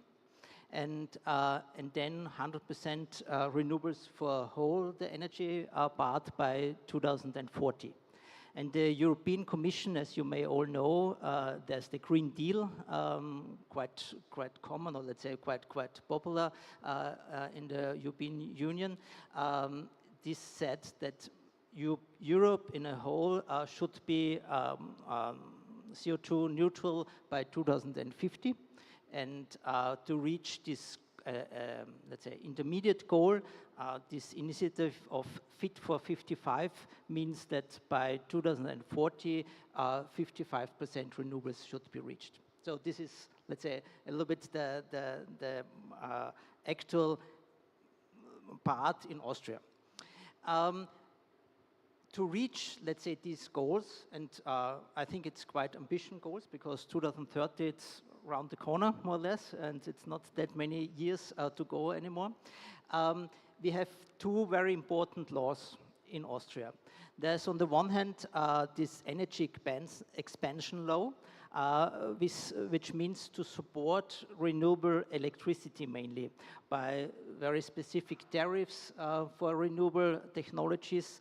Then there's also investment funds in these areas, and also energy communities. This is a quite important methodology or a target what should be implemented. This means that people are setting together, they're exchanging energy between industry, communities, cities, and so to reduce or to be more efficient also in the consumption of the electricity. A second law, it's the energy efficiency law. This means to reduce the energy consumption. This is two approaches. On the one hand, it approaches for the industry with high energy consumption. They have to show that there's an improve every year of the reduction of the energy consumption. And on the other hand, also the energy suppliers, they have to show, okay, we can reduce the energy consumption year by year, and this in these different fields, industry, households, etc. Coming back to your question, from the technologies, I think it's let's say, let's do it the other way around. We need all renewable technologies to reach these targets worldwide. I don't want to pick out specific technologies. Of course, on the electricity part, it's obvious we have wind, we have PV, we have geothermal, not geothermal, wind, PV, and also biomass, combined heat and power, for example.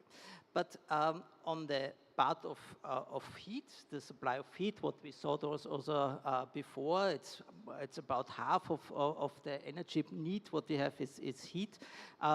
It's getting a little bit more tricky because we have more technologies which should be implemented, starting from solar thermal to heat pumps, biomass, biogas feeds as of streams, but also new green gases like green hydrogen. It's important.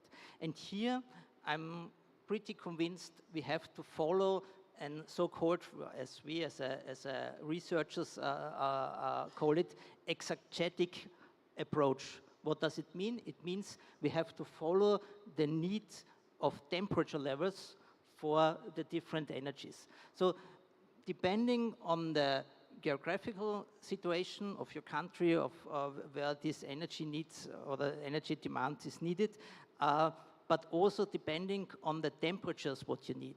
You need different temperature if you need a shower compared to if you go to the industry and you are producing bricks or you're producing steel or etc. Yeah? And based on these considerations, you need also different technologies. For industry, high temperature processes, you will need hydrogen, for example, because then you can reach these high temperatures. If you go to households, you will need solar thermal because this is a proven technology, for example, for lower temperatures. And based on this is the whole spectrum of technologies should be applied based on this approach. Thank you very much, Mr. Brunner. Clearly, there is a good, exceptional, actually, position that Austria has in terms of diversifying energy and meeting the energy needs. But what stood out most importantly from your delivery is the fact that you are not only looking on the technologies, but also opening doors for investment funds. You are also targeting reducing energy consumption so that issues of supply are not really high priority in this case.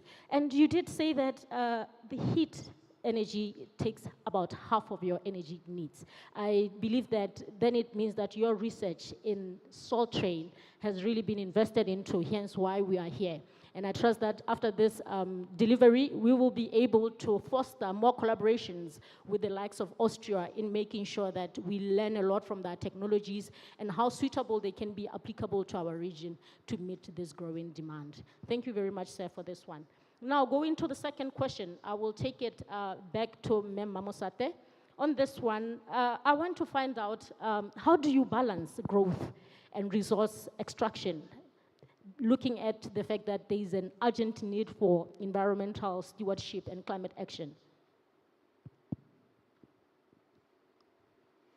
I think I got all the hard questions.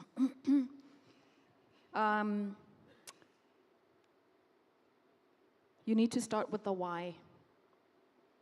And truthfully, we have a commitment to mining green diamonds, right? That is our intent by 2030 to have achieved carbon neutrality. So this is not just something that we're doing because it's the right thing to do. From a business perspective, it's also a pull from consumers. Earlier I talked about differentiation, preference, and hopefully premium in future. And what I mean by that is as the global community start increasing very clear, auditable record that the products that they are procuring have been done in a responsible manner, the very idea of growing, of resource development becomes nullified if it's not done. with these elements in mind. So we have a clear pull from consumers. We have a clear pull from regulatory requirements. Our diamond products are sold in the China, Europe, US markets. And so these markets will pull the need for clarity around the sustainability space, and in particular, the climate space. So we do need an accelerated transition to a low carbon state. We do have in place clarity around generally environmental stewardship. The work that we do in not just mining, but diamond mining specifically, is one that does have standards and processes in place that ensure that our chain and custodianship is intact and is in a manner that is auditable, traceable, to ensure that our products can be traced back to source. So we rely on ethical sourcing, we rely on responsible mining as base criteria. What needs to hold true, though, if I were to come back into the room, is that we get the right signals in terms of our own ecosystem in Botswana. We are getting the right signals in terms of the IRP, in terms of the policy positioning, and also right signals in terms of sentiment that is coming in country. It's important that these are translated very quickly into tangible outcomes. It's important that not just from a national positioning, that, and I said earlier, that we own our own space, scope 1, scope 3, and then later on, scope 1 and 2, sorry, and later on 3, that we do what we need to do from a pathway decarbonization, but we need to also in-country ensure that there's positioning that is focusing on unlocking opportunities. So previous speaker just touched on a couple of things that caused a smile, which is clearly in the space of the renewables, when it comes to electricity, we do need to zero in on instruments that will allow access. Auditable instruments that will allow private sector to have auditable track of access. Renewable energy certificates, for example. Because it's not sufficient to just have a plant in country. We need to be able to show our consumers that we are actually accessing renewable energy from a grid that has a mix. It's important that in the space of alternative fuels, that we zero in on standards and specifications. In country, we know that we source fuels and associated products through one node, and therefore we must have clarity around new products coming online that need to comply to specifications, so that we may know that when we put them in our machines, they are compliant and that we can rely, the guarantees associated to that. Okay. I have talked about accelerated regulatory reforms. I think that the entire SADC is waking up to the need for us to be able to strategize as a block. We need to be able to understand interconnectivity. We all want to set ourselves up as an exporter, and therefore there needs to be internal negotiations of how this block is going to operate. And this is not new. I mean, the European Union is doing it, the US is doing it. SADC needs to look at what this looks like as a formulation for SADC. Specifically in Botswana, as a Botswana, I must say that we also want to export, so do we not?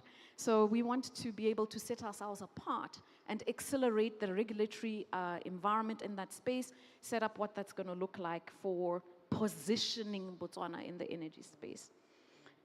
Specifically for private sector, as I said, it's about acceleration, and it has been suggested that we look at getting a highly technical, multidisciplinary team that can look at unlocking clear opportunities around instruments for the private sector.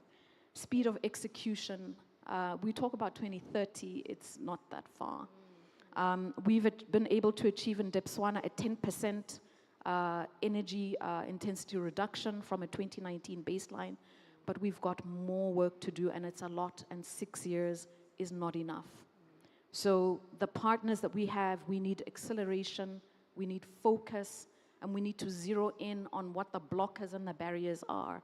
So private sector can actually survive in country on the basis of, from our particular instance, responsible mining, ethical sourcing, differentiating, preference, and hopefully in future, premium.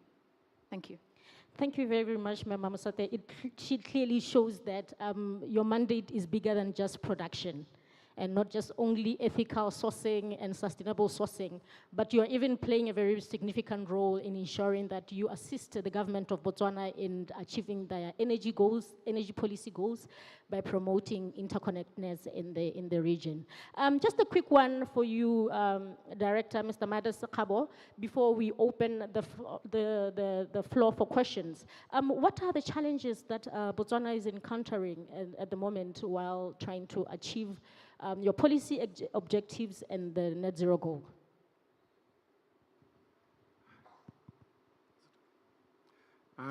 Thank you for that question. I think that's a very, very basic and important question that determines the direction that we need to take as a government and as a country. Maybe before I answer it, I need to indicate that lately energy was classified as an enabler of the developments. Therefore, instead of having its own slot in terms of budget, you find that it was now realized that it's important for any other project that we need to cater for its energy-specific needs, either in the private sector, the government, or anywhere else. So this really changed the whole landscape. I wanted to talk a bit about coal, but I think since we are now talking about the challenges, but what I wanted to indicate is that Botswana has got a huge coal deposits, huge, so big that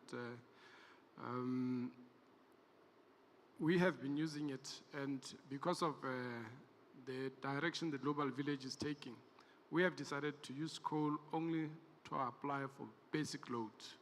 And that's why the IRP is shifting totally towards the use of renewable energies. Of course, our intention and our major challenges are that if you have to provide energy, I think if you had Honorable Chikote from Zambia explaining the drop to 1 megawatt, 1 gigawatt, you do realize that you need a backup plan. Therefore, that's why we are saying there's need for us to provide for basic load in this country, so that should anything happen, the basic load is actually catered for. Now, why I'm coming to this is that we do realize that the solar is intermittent. And currently, we appreciate the new developments that are taking place, especially in the battery storage. I think they are improving, and we're looking at them very, very carefully, because there lies our answer towards the shift. And we are also working very, very closely with research institutions in the name of the University of Botswana, BUST, and others. We do have a memorandum of understanding with them, with a view that we, as the development in energy advances, we do have appropriate personnel who come in and assist us to deliver this. But again, we should know that I think batteries also showing their electric vehicles out there. We need appropriate policies to cover this. So we are working very closely with all the partners, the government, the private sector, the parastatals, so that we provide a conducive landscape. If you are aware also, in terms of energy provision, we have shifted our policy so that it allows something called independent power producers. That is different from what we're doing all over this. So you'll find our major challenge is now to say the kind of information that is requested, the pace at which the private sector is moving, how are we going to keep that kind of pace? At Botswana, of course, they're talking about a renewable energy certificate. We know it's very important for them. But we need to ensure that as these are given, they are actually given appropriately. We don't want to compromise the country or the Botswana or anybody else. We need to ensure that all areas are covered. So I think it's all about collaborations. It's all about taking advantage of the international partners like SOLTRAIN. We do really admire the work that SOLTRAIN is doing, because what you do is that you generate power and then you heat your water to get the heat. But they say, no, don't go there, just go straight into the heat. And we think it's one of the greatest projects that we have. So we believe that it's all about leaving no one behind. It's all about having a synchronous approach to all these things. And that's what the government is trying to do in terms of policy, in terms of collaborations, and in terms of implementation. And we also have to ensure that, as you are aware, you cannot store energy. You generate it, you have to use it. Therefore, it's very important that as you generate energy, there's already, especially electricity, there's already a ready market to consume it. These are issues whereby the government needs to balance out. Thank you. Mr. Sokabo, thank you very much for that elaborative delivery, but I'm going to cut you short for the interest of time. But one important thing that I picked as the challenge is accelerating the pace. But I must applaud the government of Botswana for taking this IPP route, because the private sector is proven to be efficient and be in the forefront of bridging the gap that we see exist in Botswana's energy. Ladies and gentlemen, I am going to now take this time to actually allow just for only 2 beautiful questions from the attendants to our panelists before we close. Yes, I see there's a question there.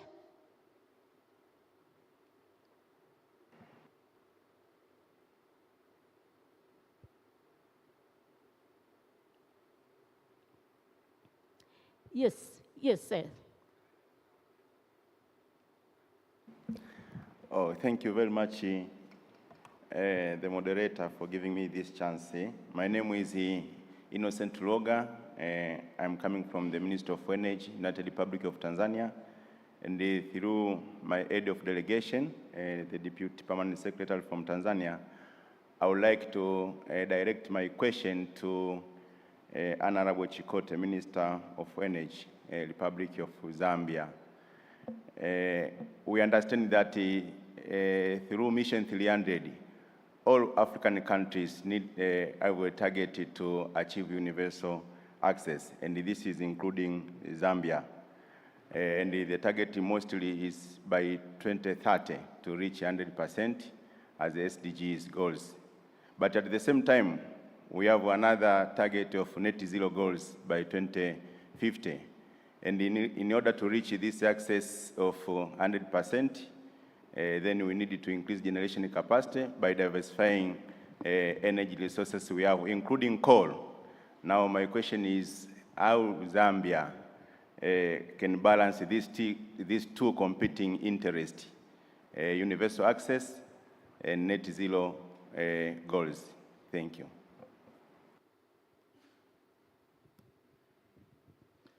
Thank you very much, my colleague from Tanzania. Indeed, we are just coming from that summit in Tanzania talking about achieving universal access to electricity by 2030. And in fact, when we are saying 2030, we feel like it's very far. It's just some 4 or 5 years just to go, which is almost around the corner.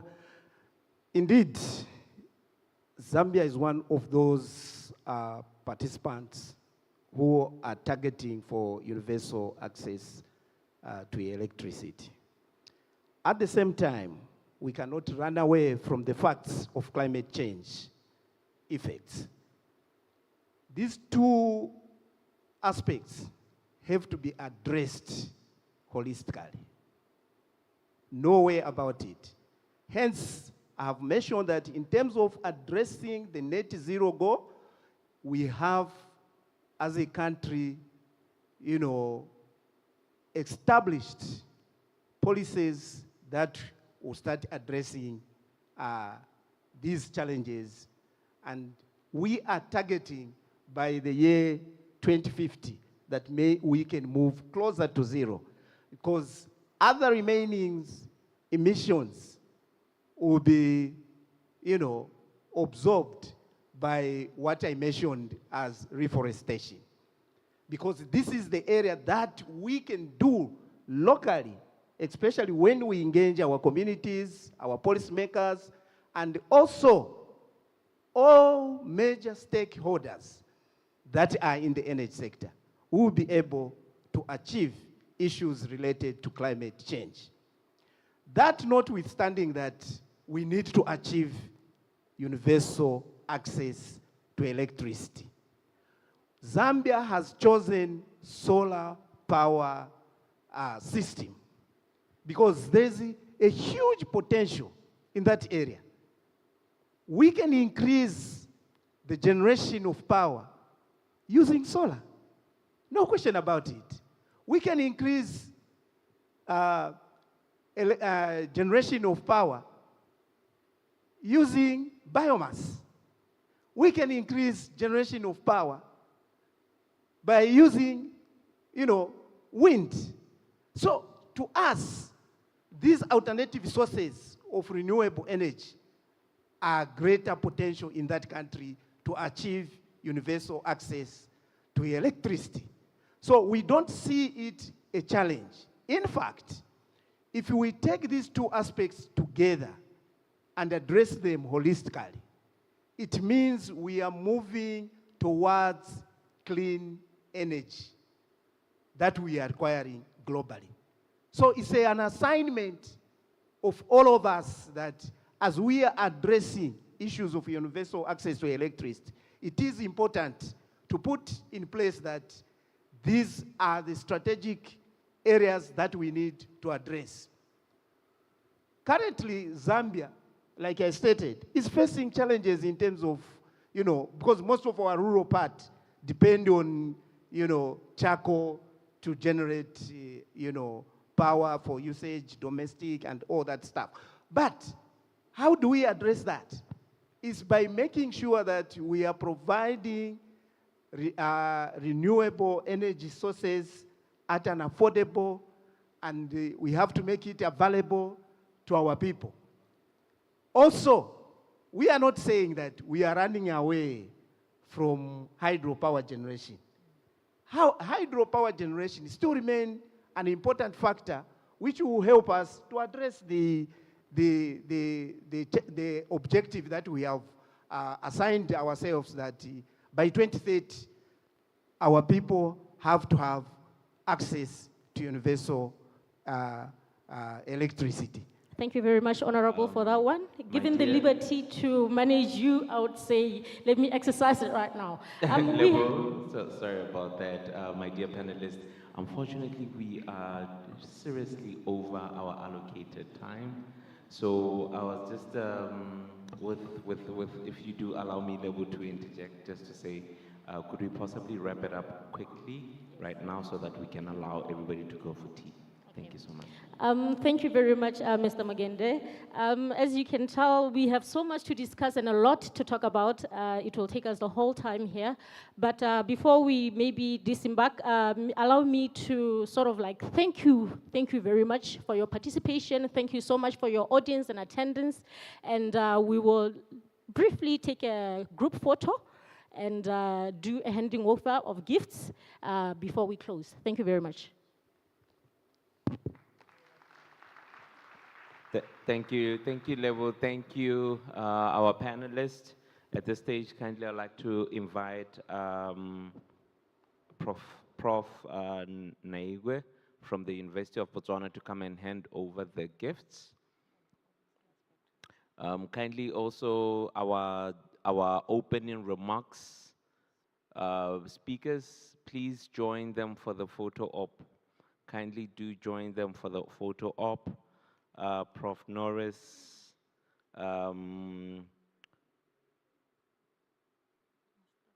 Mr. Ndlugula, is he still here? Okay, no, but I think everybody is up there. So kindly do join them for the photo op, and then after that, Prof will be handing over some gifts from the great people at the University of Botswana. Ladies and gentlemen, I do promise you after this we will be going for coffee. So please do visit the stalls while you're having your coffee.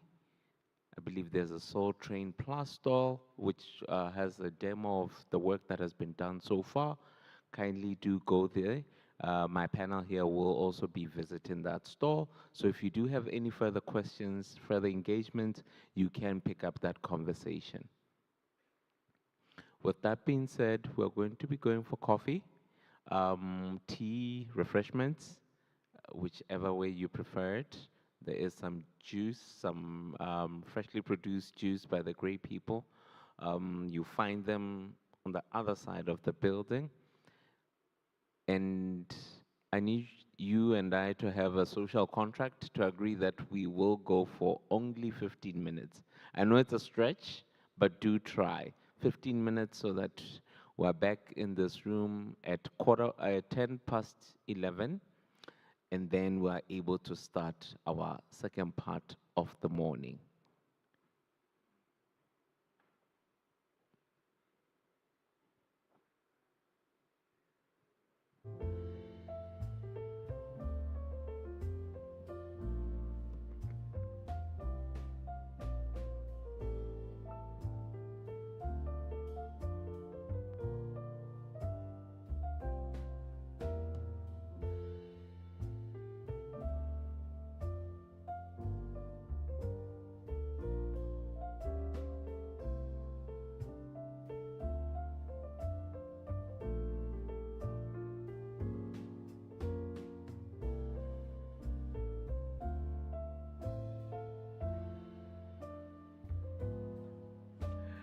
Ladies and gentlemen, you are kindly reminded that this evening we are all invited to an evening session or a gala dinner, courtesy of the amazing people at Conrad Adenauer Stiftung.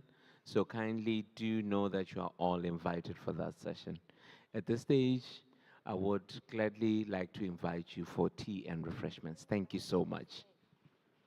Please do remember 15 minutes. Thank you.